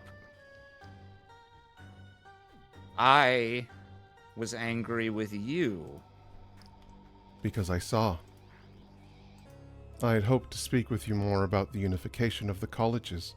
I wanted your knowledge to guide me. But it was... If you had come for that reason... Something... reckless. That word is sticking in my... What was it you did something. She squints and kind of wags her finger on... You did something unforgivably reckless. You can see the rest of that sentence she's saying silently to herself is, I'm just trying to remember what it was. Your frustration came in from the fact that during the unification process, my grandfather had shown immense interest in taking the seat, And you assumed that because we were family that I would support him. You didn't even give me a chance to defend myself. Well, your grandfather... It's out of the question. Agreed. He's too old. He's practically an invalid now. If he's not up to this job, there's not any chance that he's up to such an important measure. No, I agree. And that's what I wanted to talk to you about, but you shouted. You became furious with me before I could even say anything. Shouted. Thessia, when have I ever raised my voice to you? You can ask any member of the senior faculty, any shaper you wish, if they like me for no reason, they will say that I keep my calm, that I do not raise my voice, that surely I would... She looks around at the room again. Thessia very gently, like wraps her arms from like the side to hold her close and kind of provide comfort. Ninarel, you're starting to raise your voice now, but I do know for a fact it's one of the reasons we all come for you for counsel. You are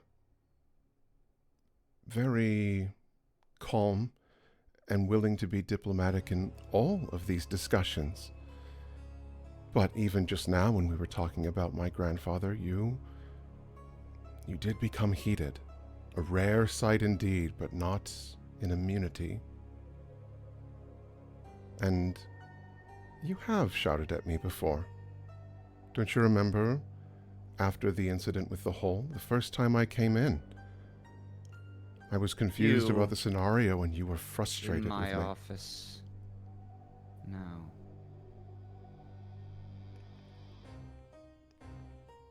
Her mouth opens and closes a few times.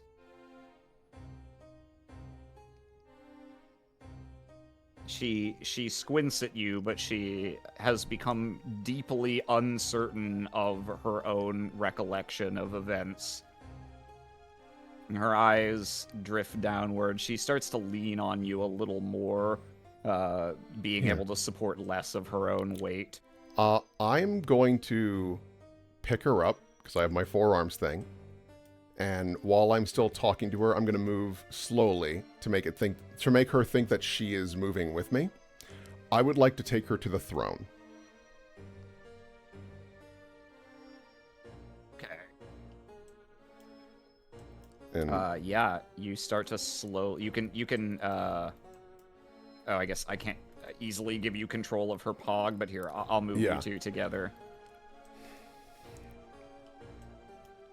Thessia, where do you think you're going? I'm following you. I'm trying to have a conversation with you. Seem to... She looks down. I know you're more comfortable in... How am I pregnant from... Can I go all the way up to the stairs? Fucking... I'm so sorry. Stupid. What are you doing? Why did it The do YouTube that? video jolts her back to recollection. I was reaching down and my mouse fell and fucking clicked on a YouTube video. Fucking... That's very funny. So stupid ass mini fridge. Sorry. Thessia, No, you're good. when you reach the top of the stairs, she's sort of trailed off a little. You're carrying her almost like a rag doll now, and her head is slumped down. But as you reach the throne here, you feel feel her body suddenly tense up and get a little strength in it all of a sudden, and she when you look at her, she's looking down. Her eyes are still unfocused, but they're not completely out of it as they were. And you can see her gaze is currently fixated on the container of breath that you fashioned, the same way you fashioned the first one, and therefore a recognizable sight to her. She had to clean the shards off the ground when you came into the room the first time. Go ahead. I was hoping to move that onto her, honestly. Mm-hmm. Yeah. But we kind of got cut off there. It's okay. She would have likewise, she would become more aware of it as you take it off and start to move it onto her person. She does stare at it.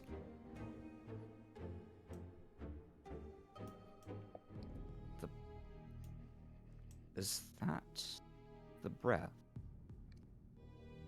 I mean, how else could you have done this?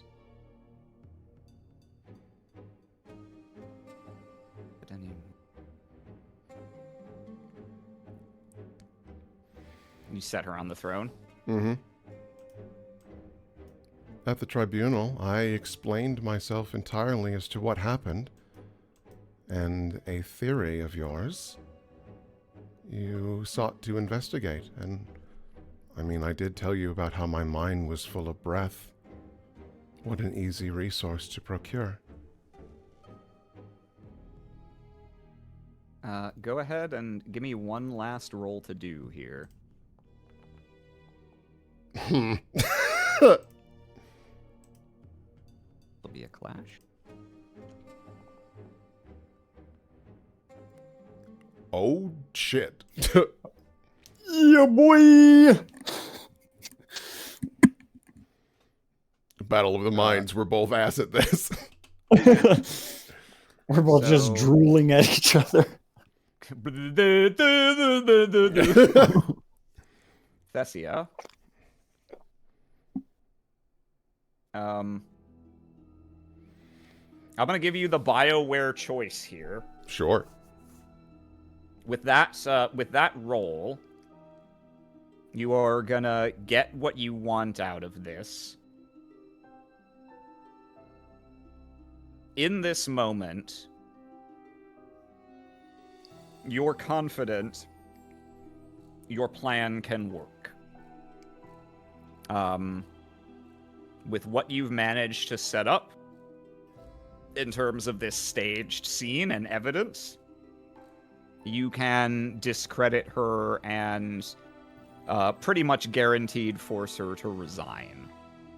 And she won't really have the lucidity to say that you are lying or that this was somehow your fault or a setup. She might think that, at least after a while, but she's not going to have any certainty and not enough to be persuasive. So you've got that much. Cool. You're here alone with her at the pinnacle of this room. She's sitting on your throne. And this container of breath is right here between the two of you. Do you want to do anything with it, or simply leave it here as evidence as you originally planned? I am going to be in big brain mode, and I am not going to use it, strictly because if I use it now, it will fuck everything up. There is, and while it does frustrate her that this is indeed her throne, and Ninarella is sitting there, as are most people, this is only a temporary seat, just warming it up.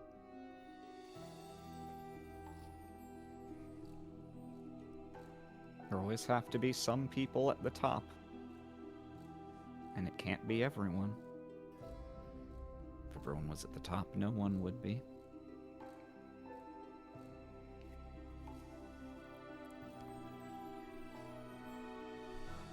you've ruined her. Wow. Mineral didn't deserve it either, quite frankly. Yeah, no, she's goated actually. She's very goated, but no. Mm-hmm. That's where we're gonna end. Oh, Oh boy. feels bad, team. Team. Oh, guys, I can't believe you did that. Yeah. Really you- fucked you've up had- you did that, real, Aram. real fucked up of you to use the breath and reshape the room, Aurkrys. Yeah. Yeah. I can't believe you guys did that. Have more wine. I can't believe. I Yes, can't I- believe you did this with her. Yes, I did it. I Yeah, did Aurkrys that is shit. just like, no, yeah, you're correct. Yep. Guilty as charged. I have a nasty follow-up plan that I'm gonna Oh, need God. Well, Odin we'll for. find out about it later. Find out We'll about find out it next next time. time. Say goodbye, everybody. Bye-bye. Toodles.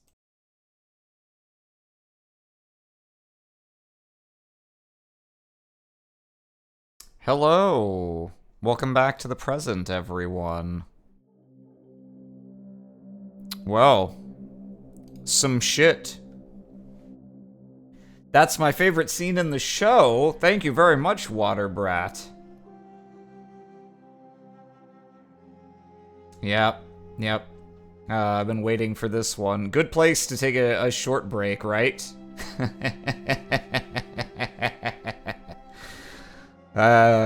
As I said at the beginning, just real quick, so I don't forget to mention it, we'll be probably a week off because I'm about to move, but I expect I'll be set up to stream again without much interruption. And that's not the end of this core. This minecart is gonna keep going until it runs out of rails and falls into a very deep hole. Planting drugs on your principal, exactly. You get it. And I'm gonna show off some fan art real quick. We got a couple pieces, and I really like them. I want to make sure everyone gets their moment in the sun. Let me get ready to switch us over. So first, this was not submitted live. This was submitted, I believe, earlier today. But this is an update on a piece I think we probably showed previously. This is Bite Risk's take on a full body design for Other, now colorized, and the orange and then the white undercarriage, for lack of a better word. This looks like a Gajinka of some kind of exotic shark to me, and I'm very much about it. Great little piece. Love the sassy hand-mouth gesture. Love the GNC male sports bra outfit. It's wonderful. Absolutely wonderful.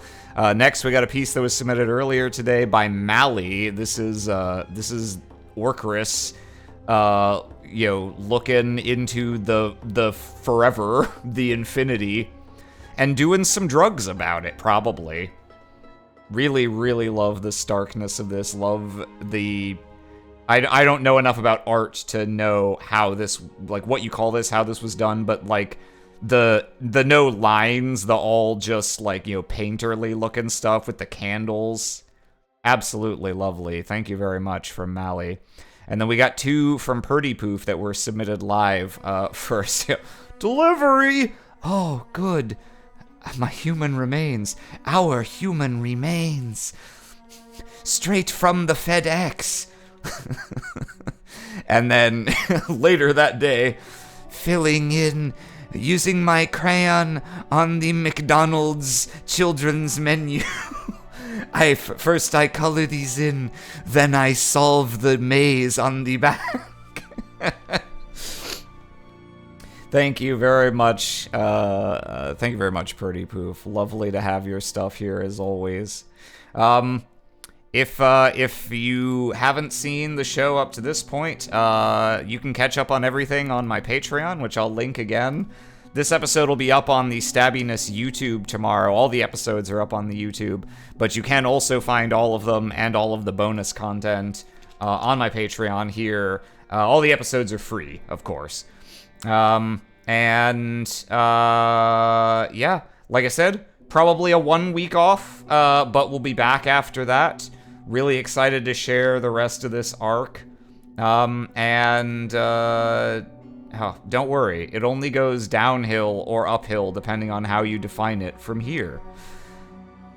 So, for now, we'll close out here. It's a long one, we'll let y'all go. Thank you so much for your support, thank you for watching, and we'll be back with another episode.